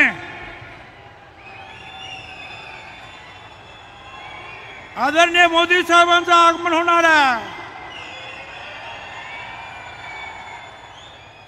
आपण सगळ्यांनी ते आल्यानंतर उभं राहून त्यांना सांगितलं पाहिजे की तुमचे हात बळकट करण्यासाठी नाशिक जिल्ह्यातून जेवढे म्हणून मोदी साहेबांचे उमेदवार आहेत, महायुतीचे उमेदवार आहेत, त्या सगळ्यांना आम्ही दिल्लीला पाठवणार आहोत.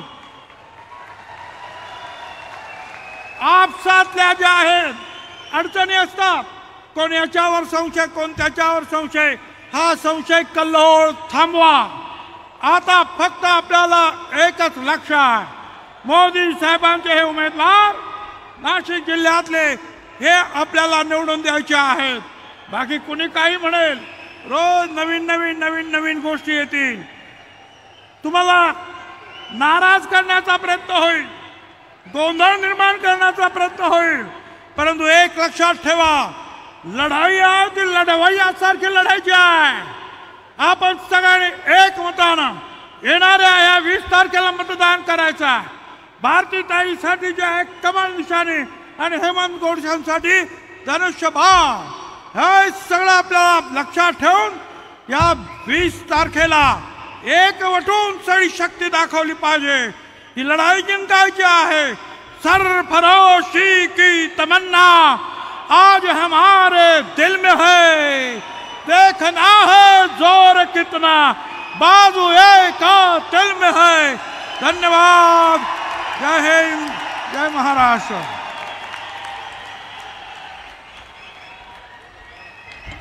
या देशाचं गौरवशाली नेतृत्व, आपल्या सर्वांचं श्रद्धास्थान, भारताचे पंतप्रधान, लाडके पंतप्रधान यांचं आगमन इथं झालेले, सर्वांनी टाळ्या वाजून त्यांचं स्वागत करायचंय। थोड्याच वेळात ते मंचावर येत आहे। बोलो भारत माता की। माननीय गिरीश भाऊ महाजन साहेब यांना विनंती करतो की त्यांनी आपल्याला संबोधित करावं। एक 3-4 मिनिटांमध्ये आपले पंतप्रधान माननीय मोदीजी व्यासपीठावर येतील। व्यासपीठावर आल्यावर सर्वांनी उभं राहून, म्हणजे नुसता हेलिकॉप्टरचा आवाज ऐकूनच तुम्ही सगळे उभे राहिलात। मी काही ठिकाणी पाहिलं लोक खुर्चीवर उभे राहिले आणि काही ठिकाणी बघितलं की त्यांनी खुर्च्या डोक्यावर घेतल्या। तर कृपया करून असं करू नका, खुर्च्यावर उभे राहू नका, आपापल्या जागेवर उभे राहून दोन्ही हात वर करून जय श्रीराम, जय श्रीराम, जय जय श्रीराम, ला भारत माता की, छत्रपती शिवाजी महाराज की। धन्यवाद मित्रो। 2च मिनिटांमध्ये आपले लाडके पंतप्रधान या ठिकाणी व्यासपीठावर येतील।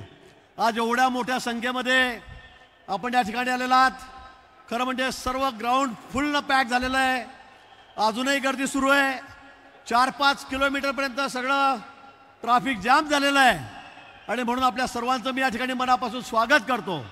मित्र, ही निवडणूक आपल्यासाठी, आपल्या देशासाठी, आपल्या स्वाभिमानासाठी सर्वात महत्त्वाची आहे। ही निवडणूक जातीपातीची नाही, ही कुठल्या धर्माची नाही, ही कुठल्या व्यक्तीची नाही, तर ही निवडणूक देशाच्या स्वाभिमानाची आहे। आणि म्हणून मी आपल्याला विनंती करणार आहे, काही लोक आहेत, काही समाज आहेत, 90% या ठिकाणी मतदान करतायत। लोक दुबईहून येत आहेत, काही सिंगापूरहून येत आहेत, काही मलेशियाहून येत आहेत, पण आपण मात्र सुस्त आहोत। आपलं मतदान 55%, कुठे 50%, कुठे 60%। मग आपण कधी जागृत होणार आहोत? एक फतवा निघाला तर 90% मतदान होतं आणि आम्ही काय करतो आहोत? नाही, मी खरी चाललो, मी शेतावर चाललो, मी खेड्यावर चाललो, मी जिल्ह्यावर चाललो आणि आपण आपलं मतदान करत नाही। मित्र, अशी सुस्ती जर आपण दाखवली तर आपल्याला मात्र मोठ्या संकटाला सामोरं जावं लागेल। आणि म्हणून मी आपल्याला आजपासून सांगतोय, आतापासून सांगतोय की आपलं हे मतदान 85-90% झालंच पाहिजे। तुम्ही करणार आहात की नाही?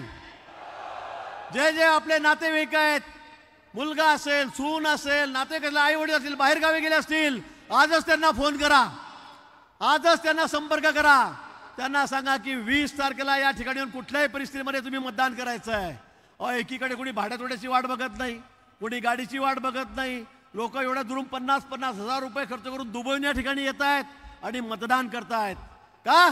तर त्यांना मोदीजीची ॲलर्जी आहे, मोदीजींना त्यांना हटवायचं आहे। मग आपली जबाबदारी काय आहे की नाही? आहे की नाही? मग म्हणून मी आपल्याला या निमित्ताने विनंती करणार आहे की आतापासून आपण कामाला लागा। या देशामध्ये पुन्हा तिसऱ्यांदा आपल्याला मोदीजींना पंतप्रधान करायचं आहे। या देशाला जर महासत्ता करायचं असेल, या देशाला जर सुपर पॉवर करायचं असेल तर मित्र, मोदीजींशिवाय पर्याय नाही। राहुल गांधी काही पर्याय होऊ शकत नाही, ममता बॅनर्जी पर्याय होऊ शकत नाही, लालू यादवचा मुलगा पर्याय होऊ शकत नाही, मुलायमचा मुलगा त्या ठिकाणी पर्याय होऊ शकत नाही। आणि म्हणून माझी आपल्याला विनंती आहे की या देशाला जर सुजलाम सुफलाम करायचं असेल, या देशाला सुरक्षित करायचं असेल तर त्याच्यापुढे आपल्यापुढे एकच पर्याय आहे आणि तो कोणता?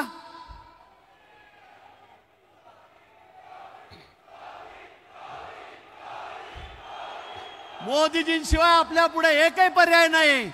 आज जगामध्ये सुपर पॉवर आपण होऊ पाहतो, कोणताही राष्ट्र आपल्याकडे तिरप्या नजरेने बघत नाही।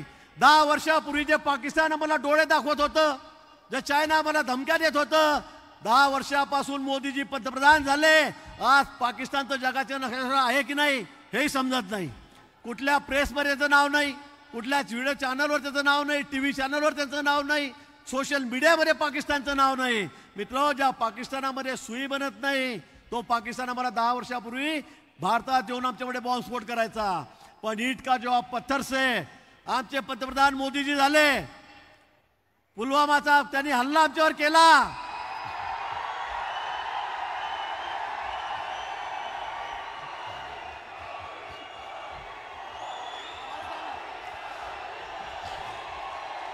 जय श्रीराम, जय जय श्रीराम.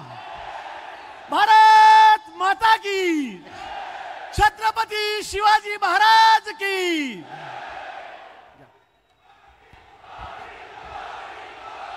सगळ्यांनी उभं राहून हात वर करून जोरात टाळ्या वाजवायच्या आहेत. धन्यवाद. सगळ्यांनी बसून घ्या. सुस्वागतम, सुस्वागतम, शुभ स्वागतम. मैं हूं मोदी का परिवार. आणि आज विकास पुरुष माननीय भारताचे पंतप्रधान नरेंद्रजी मोदी साहेब महायुतीच्या या प्रचारासाठी उपस्थित आहेत. त्यांच्या स्वागताकडे आपण वळत आहोत. लगेचच मी भारतीय जनता पक्षाचे जिल्हाध्यक्ष शंकररावजी वाघ, तसंच सुनीलजी बच्छाव, प्रशांतजी जाधव आणि दिंडोरी लोकसभा प्रमुख माननीय बाळासाहेबजी सानप यांना विनंती करते की त्यांनी माननीय पंतप्रधान मोदी साहेबांचं स्वागत करावं आणि ते पण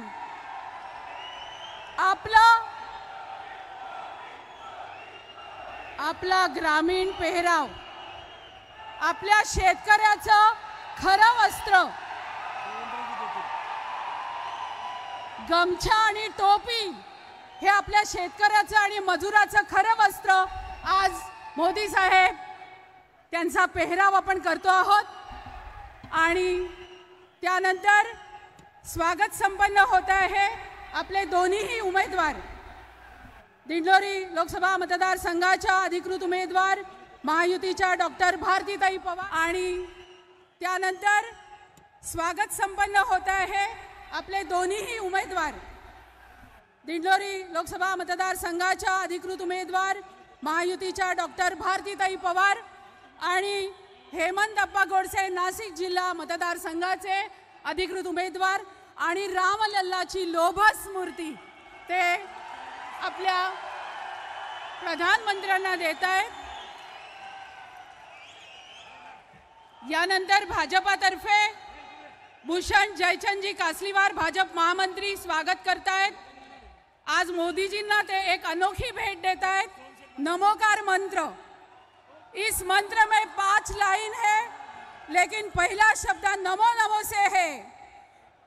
जय श्री राम. यानंतर आपली घोंगडी जी आपल्या शेतकऱ्यांची आहे त्यासाठी भाऊलाल तांबडे शिवसेना जिल्हा प्रमुख आणि राजेंद्र सोनवणे ही घोंगडी त्यांना परिधान करत आहेत. टाळ्या जोरात झाल्या पाहिजेत.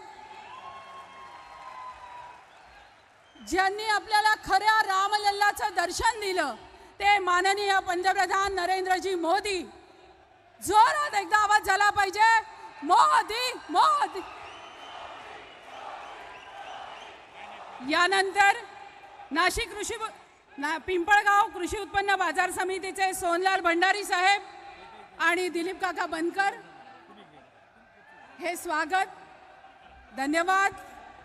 यानंतर लगेचच माननीय उपमुख्यमंत्री देवेंद्रजी फडणवीस साहेब यांना मी विनंती करेन की त्यांनी आपल्याशी मनोगतातून संवाद साधावा.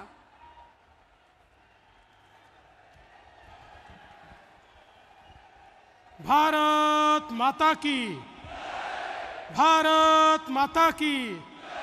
छत्रपती शिवाजी महाराज की. धर्मवीर छत्रपती संभाजी महाराज की. जय श्री राम, जय जय श्री राम. हिंदवी स्वराज्याचे सरसंस्थापक छत्रपती शिवरायांना मानाचा मुजरा करतो. भारतीय राज्यघटनेचे शिल्पकार भारतरत्न डॉक्टर बाबासाहेब आंबेडकर यांना मानवंदना अर्पित करतो.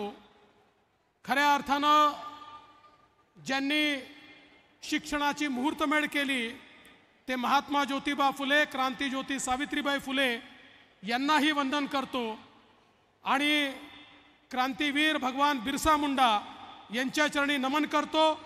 आज मंचावर उपस्थित असलेले अखिल विश्वातील सर्वाधिक लोकप्रिय नेते आणि आपले प्रधानमंत्री माननीय नरेंद्र मोदीजी,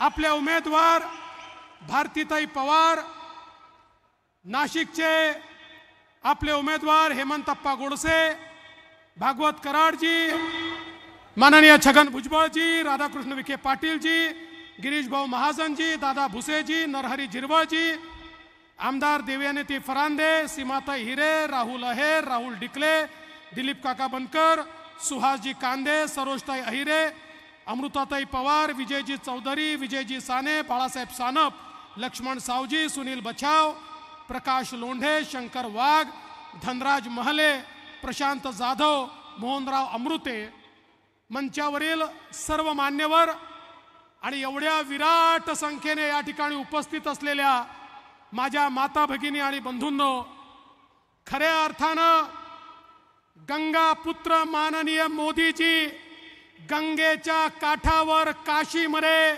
आपला फॉर्म भरल्यानंतर या दक्षिण काशीला गोदावरीच्या किनाऱ्यावर तुम्हाला भेटण्याकरता आले आहे।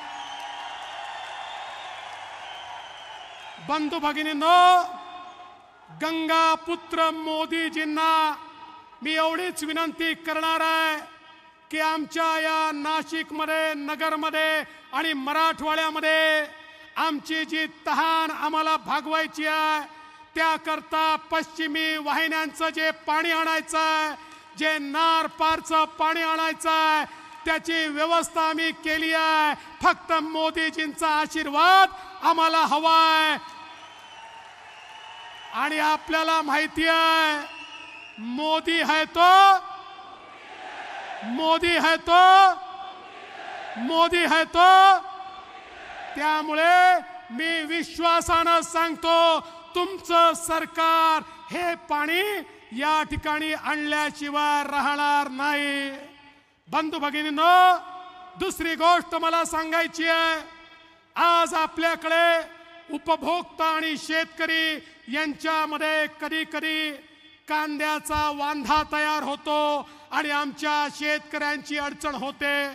राज्याचं सरकार मागे उभं राहतं, पण मला विश्वास आहे, आम्ही मोदीजींना विनंती केली आहे, त्यांनी सांगितलंय येत्या काळामध्ये एक नवीन मेकॅनिझम कांद्याकरता आम्ही अशी तयार करणार आहोत की ज्या माध्यमातून या ठिकाणी आमचा शेतकरी हा कुठल्याही परिस्थितीत अडचणीत येणार नाही आणि त्याला मदत करण्याची आवश्यकता ही राज्य सरकारला देखील पडणार नाही।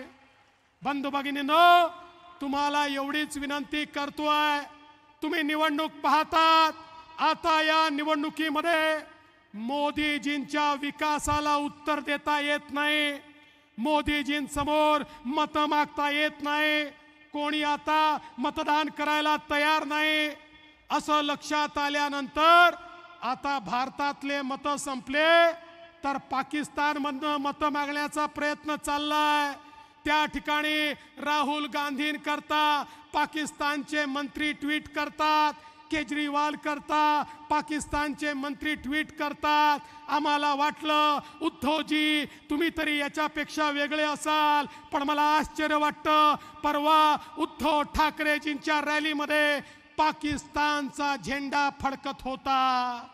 काय दुर्दैव आहे बघा, हिंदू हृदय सम्राट शिवसेना प्रमुख बाळासाहेब ठाकरे यांच्या सुपुत्राच्या रॅलीमध्ये मतांच्या लाचारी करता जर पाकिस्तानचा झेंडा फडकत असेल तर या ठिकाणी सर्व देशभक्त मोदीजींच्या पाठीशी उभे राहतील आणि सांगतील मोदीजी हम आपके पीछे है आणि भारत माता की जय म्हणत येत्या 20 तारखेला या दिंडोरीमध्ये भारतीताईंच्या कमळाचं बटन आणि नाशिकमध्ये हेमंतप्पांच्या धनुष्यबाणाचं बटन हे सगळे देशभक्त या ठिकाणी दाबल्याशिवाय राहणार नाही।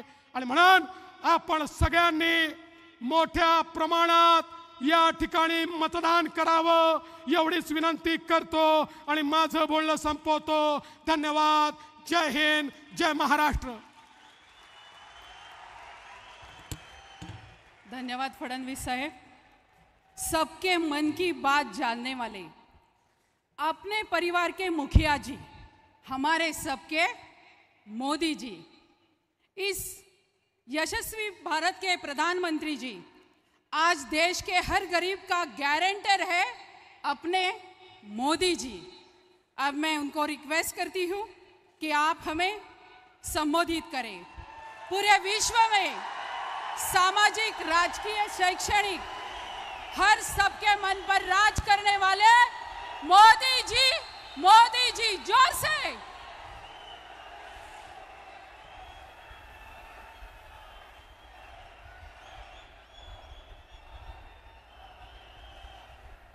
जय शिवाजी, जय शिवाजी, जय शिवाजी.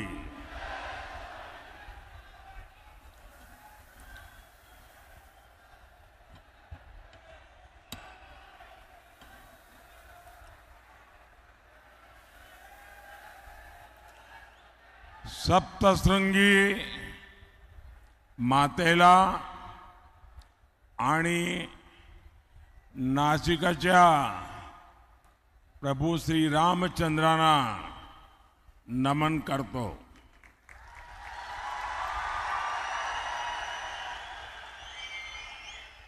कल काशी में मैंने बाबा विश्वनाथ और काल भैरव का आशीर्वाद लेकर नामांकन किया और आज यहां त्र्यंबकेश्वर की धरती पर हूं. भगवान कालाराम की धरती पर हूं. मैं सभी को प्रणाम करता हूं. साथियों, आपकी सेवा यही मेरे जीवन का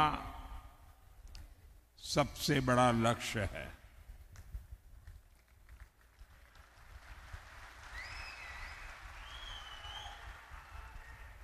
आपने पिछले 10 साल में मेरा काम देखा है और अब मैं आपके पास आज आशीर्वाद मांगने के लिए आया हूं. तीसरे कार्यकाल के लिए आशीर्वाद मांगने आया हूं. विकसित भारत बनाने के लिए आशीर्वाद मांगने के लिए आया हूं.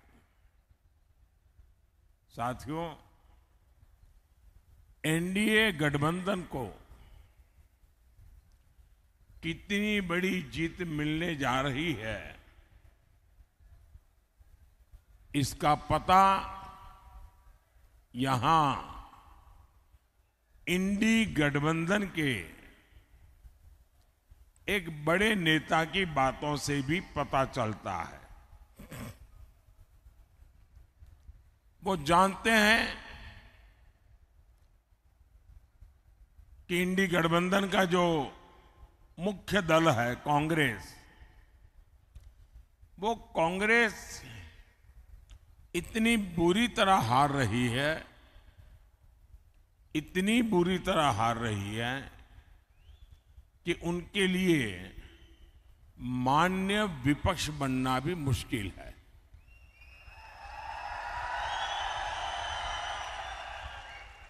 और इसलिए यहां के जो नेता है इंडी अलायंस के, यहां मतलब नासिक के नहीं, महाराष्ट्र के, उन्होंने सभी छोटे छोटे दल जो है, इन दलों को ये सुझाव दिया है कि चुनाव समाप्त होने के बाद इन सभी छोटी पार्टियों ने कांग्रेस में मर्जर कर देना चाहिए, यानी अपने अपने शटर बंद कर देने चाहिए, क्योंकि उनको लगता है कि अगर ये सभी दुकानें उस दुकान में मिल जाएगी तो शायद इतना नंबर हो जाए ताकि वो मान्य विपक्ष बन जाए। ये हाल है इनका। साथियों, ये नकली शिवसेना,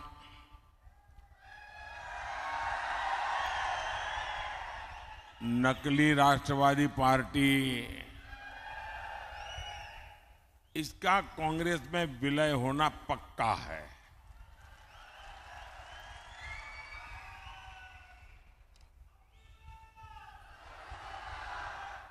और जब ये नकली शिवसेना का कांग्रेस में विलय हो जाएगा, मुझे सबसे ज्यादा याद बाला साहब ठाकरे की आएगी,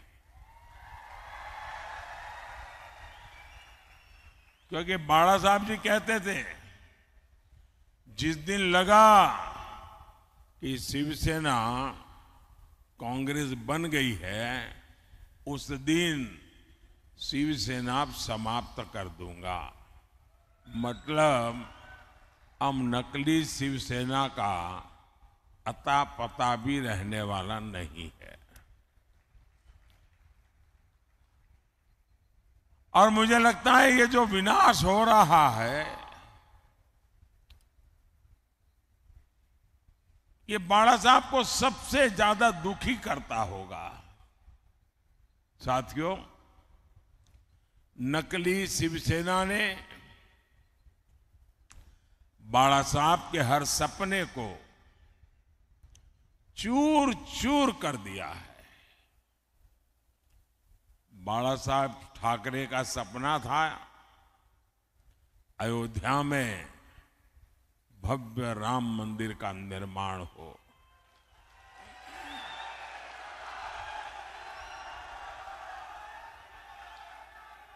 बाला साहब का सपना था जम्मू कश्मीर से आर्टिकल 370 खत्म हो।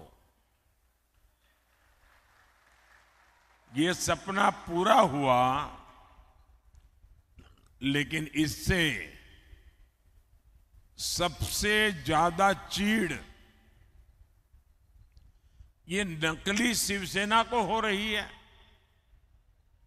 कांग्रेस ने प्राण प्रतिष्ठा के निमंत्रण को ठोकर मारी। नकली शिवसेना ने भी वही रास्ता चुना। कांग्रेस के लोग मंदिर के लिए अनाप शनाप बातें कर रहे हैं और नकली शिवसेना एकदम चुप है। इनकी ये पार्टनरशिप पाप की पार्टनरशिप है और पूरे महाराष्ट्र के सामने इनका पाप एक्सपोज हो चुका है। साथियों, ये नकली शिवसेना वाले उस कांग्रेस को सिर पर उठाए घूम रहे हैं जो कांग्रेस वीर सावरकर जी को दिन रात गालियां देती है। महाराष्ट्र की स्वाभिमानी और राष्ट्रभक्त जनता ये जब देखती हैं, ये जब सुनती हैं, तो महाराष्ट्र के लोगों का गुस्सा 7वें आसमान पर चढ़ा हुआ है। लेकिन अहंकार शिवसेना, नकली शिवसेना में इतना आ गया है कि उनको महाराष्ट्र के लोगों की भावना की भी कोई परवाह नहीं है, उनको कोई फर्क नहीं पड़ रहा है। कांग्रेस के आगे घुटने टेकने वाली नकली शिवसेना को सजा मिलना देने का मन पूरे महाराष्ट्र ने बना लिया है। और 4 चरण के जो चुनाव हुए हैं, इन चारों चरण में इनको चारों तरफ से चित्त कर दिया है जनता ने।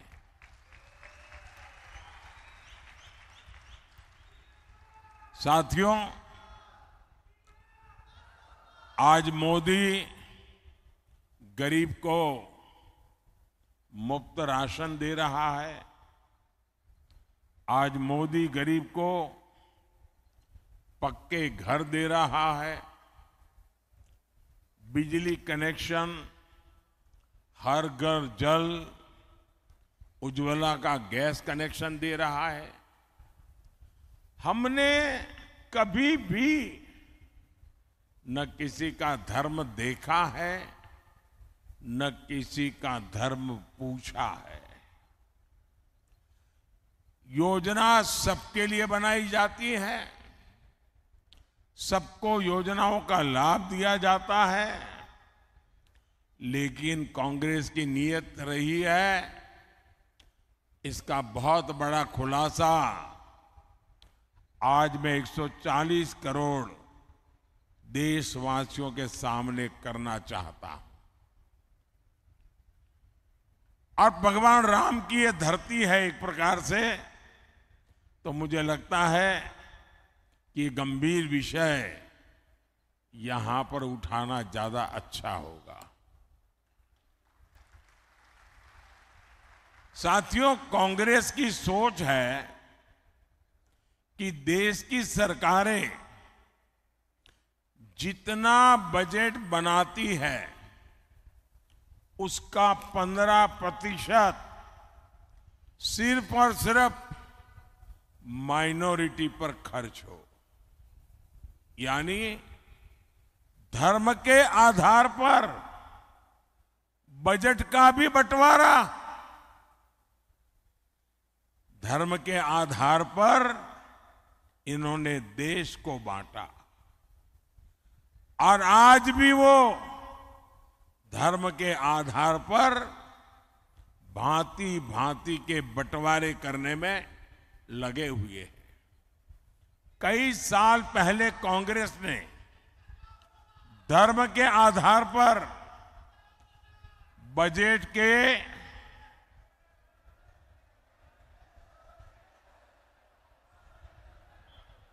आवंटन को हरी झंडी दिखा दी थी।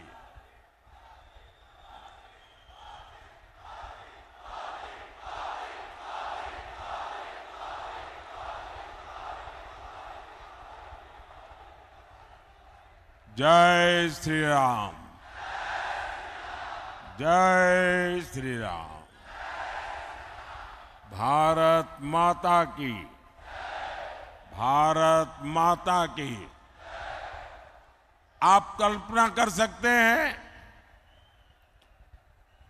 कि बजट का इस प्रकार से टुकड़े करना ये कितना खतरनाक विचार है। और आप जानते हैं, कांग्रेस के लिए माइनॉरिटी सिर्फ एक ही है, उसका अपना प्रिय वोट बैंक। मुझे याद है उस समय मैं सीएम था और जब ये बात कांग्रेस ने उठाई थी तो मैंने उसका मुख्यमंत्री रहते हुए पुरजोर विरोध किया था। कांग्रेस उस समय चाहती थी कि देश के सारे बजट का 15% सिर्फ मुसलमानों पर खर्च हो। तब भाजपा के जबरदस्त विरोध के बाद ये कामयाब नहीं हो पाए थे, लेकिन अब ये सारे पुराने एजेंडे की उसको लागू करने पर तुले हुए हैं। बाबा साहब आंबेडकर धर्म के आधार पर आरक्षण के खिलाफ थे, लेकिन कांग्रेस कह रही है कि एससी, एसटी, ओबीसी और गरीबों का आरक्षण छीनकर मुसलमानों को दे देगी। कांग्रेस आपकी संपत्ति को भी जब्त करके उसका हिस्सा अपने वोट बैंक को देने की तैयारी में है। लेकिन कांग्रेस और इंडी अगाड़ी वाले कान खोल करके सुन ले, मोदी धर्म के आधार पर न बजट बांटने देगा और न ही धर्म के आधार पर आरक्षण देगा।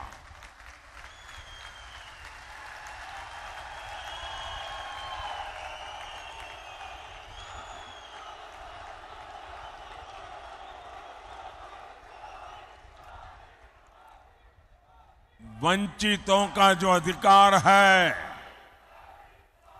वंचितों का जो अधिकार है, मोदी उसका चौकीदार है।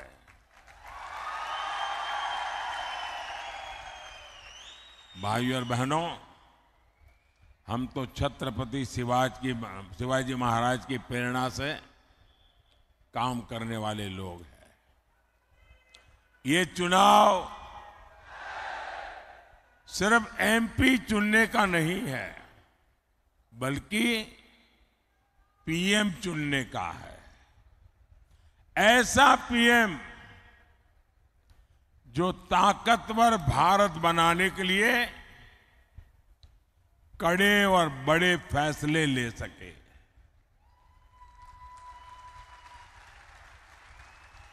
आप देखिए, कोरोना का इतना बड़ा संकट काल आया, भारत ने इसका डटकर मुकाबला किया, कोरोना को हराया। इसमें आरोग्य विभाग में हमारी बहन भारती पवार जी, जो इस विभाग को देखती थी, उनका शांत और सेवा भाव बहुत काम आया। आज कोरोना के विरुद्ध भारत की लड़ाई की प्रशंसा पूरी दुनिया कर रही है। भारती जी के प्रयासों से यहां नासिक जिले के गांवों में करीब 600 आयुष्मान आरोग्य मंदिर बने हैं। यहां दर्जनों जन औषधि केंद्र खुले हैं। इन केंद्रों पर 80% डिस्काउंट पर दवाएं दी जा रही है। इतना ही नहीं, नासिक की 2 लाख से अधिक गर्भवती महिलाओं के खाते में 6-6 हजार रुपया भेजा गया है। सिकल सेल एनीमिया से मुक्ति हो या फिर बच्चों का टीकाकरण, सरकार ने गरीब कल्याण का प्रयास पूरी ईमानदारी से किया है। साथियों, आपके स्वास्थ्य को लेकर अब तो मोदी ने एक और बड़ी गारंटी दी है। अब महाराष्ट्र के सभी परिवारों के 70 साल से ऊपर के जो बुजुर्ग हैं, उनको 5 लाख रुपए तक का मुफ्त इलाज ये मोदी की जिम्मेवारी रहेगी।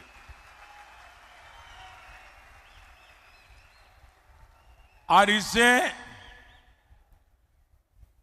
जो कमाने वाले बेटे बेटी हैं उन पर से बुजुर्गों की चिंता कम होगी और बच्चों के लिए कुछ ज्यादा खर्च कर पाएंगे। भाइयों और बहनों, मोदी का पूरा फोकस किसान, नौजवान, नारी शक्ति और गरीब के सशक्तिकरण पर है। शेतकारी समाज ने मोदी के 10 साल भी देखे हैं। इससे पहले कांग्रेस, राष्ट्रवादी के भी दशकों का राज देखा है और तब कृषि मंत्री तो यही महाराष्ट्र के ही थे। लेकिन तब कांग्रेस और इंडिया गाड़ी ने आपकी कोई चिंता नहीं की। आज पीएम किसान सम्मान निधि के 12,000 रुपये हर साल यहां हर किसान परिवार को मिलते हैं। यानी आने वाले 5 साल में कम से कम 60,000 रुपये हर किसान को मिलना तय है। पहले 1 पैसा भी मिलता था क्या? मैं मानता हूं मेरे किसान भाई बहन मोदी को कभी भी भूलेंगे नहीं। कांग्रेस के राज में किसानों के लिए झूठे पैकेज घोषित होते थे। कोई किसान बता दे क्या आपको इन पैकेज में से 1 रुपया भी मिलता था? साथियों, मोदी किसान हित को हमेशा सर्वोपरि रखता है। नासिक और ये क्षेत्र तो प्याज और अंगूर की खेती के लिए प्रसिद्ध है।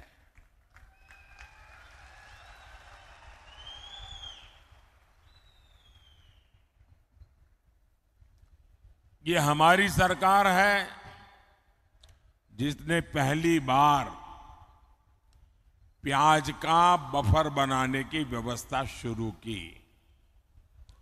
पहले के सरकारों में ऐसी कोई व्यवस्था ही नहीं थी। हमने पिछले सीजन में 7 लाख मैट्रिक टन प्याज किसानों से खरीदा है। अब फिर सरकार 5 लाख मैट्रिक टन का बफर तैयार करने में जुटी हुई है। बीजेपी एनडीए सरकार के प्रयासों की वजह से 10 साल में प्याज का एक्सपोर्ट 35% बढ़ा है, 35% बढ़ा है। अभी 10 दिन पहले ही प्याज निर्यात पर लगे बैन को हटा दिया गया है। पिछले 10 दिनों में 22,000 मैट्रिक टन से ज्यादा प्याज का निर्यात हो चुका है। सरकार ऑपरेशन ग्रीन के जरिए प्याज के ट्रांसपोर्टेशन पर भी सब्सिडी दे रही है। अब इस मिशन को फिर से लागू किया जा रहा है। इसी तरह यहां जो क्लस्टर डेवलपमेंट प्लान बना है उसका फायदा हमारे अंगूर के किसानों को होगा। साथियों, जन कल्याण की ऐसी ही गारंटियों को पूरा करने के लिए डिंडोरी से बहन भारती पवार जी और नासिक से शिवसेना के हमारे साथी हेमंत गोडसे जी को भारी मतों से विजयी बनाना है। और इसलिए मेरा आपसे आग्रह है कि मतदान ज्यादा से ज्यादा हो, संकल्प पुराने सारे रिकॉर्ड तोड़ने का हो, पोलिंग बूथ जीतने का हो और अधिक से अधिक लोगों को मिलकर के भारतीय जनता पार्टी और एनडीए अलायंस को आप विजयी बनाएं, एक मजबूत सरकार बनाएं, आपका भविष्य भी उज्जवल हो, आपको बच्चों का भी भविष्य उज्जवल हो। इस गारंटी के साथ मेरे साथ बोलिए, भारत माता की, भारत माता की, भारत माता की। बहुत बहुत धन्यवाद।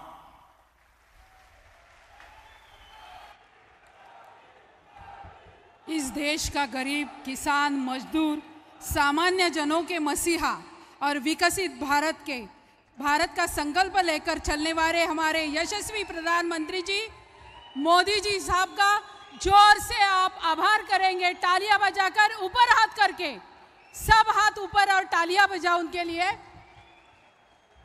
और आप नासिक का सब सलाम करेंगे। उनका बहुत बहुत धन्यवाद, आज यहाँ आके हमें संबोधित किया। जोर से जय श्री राम, भारत माता की।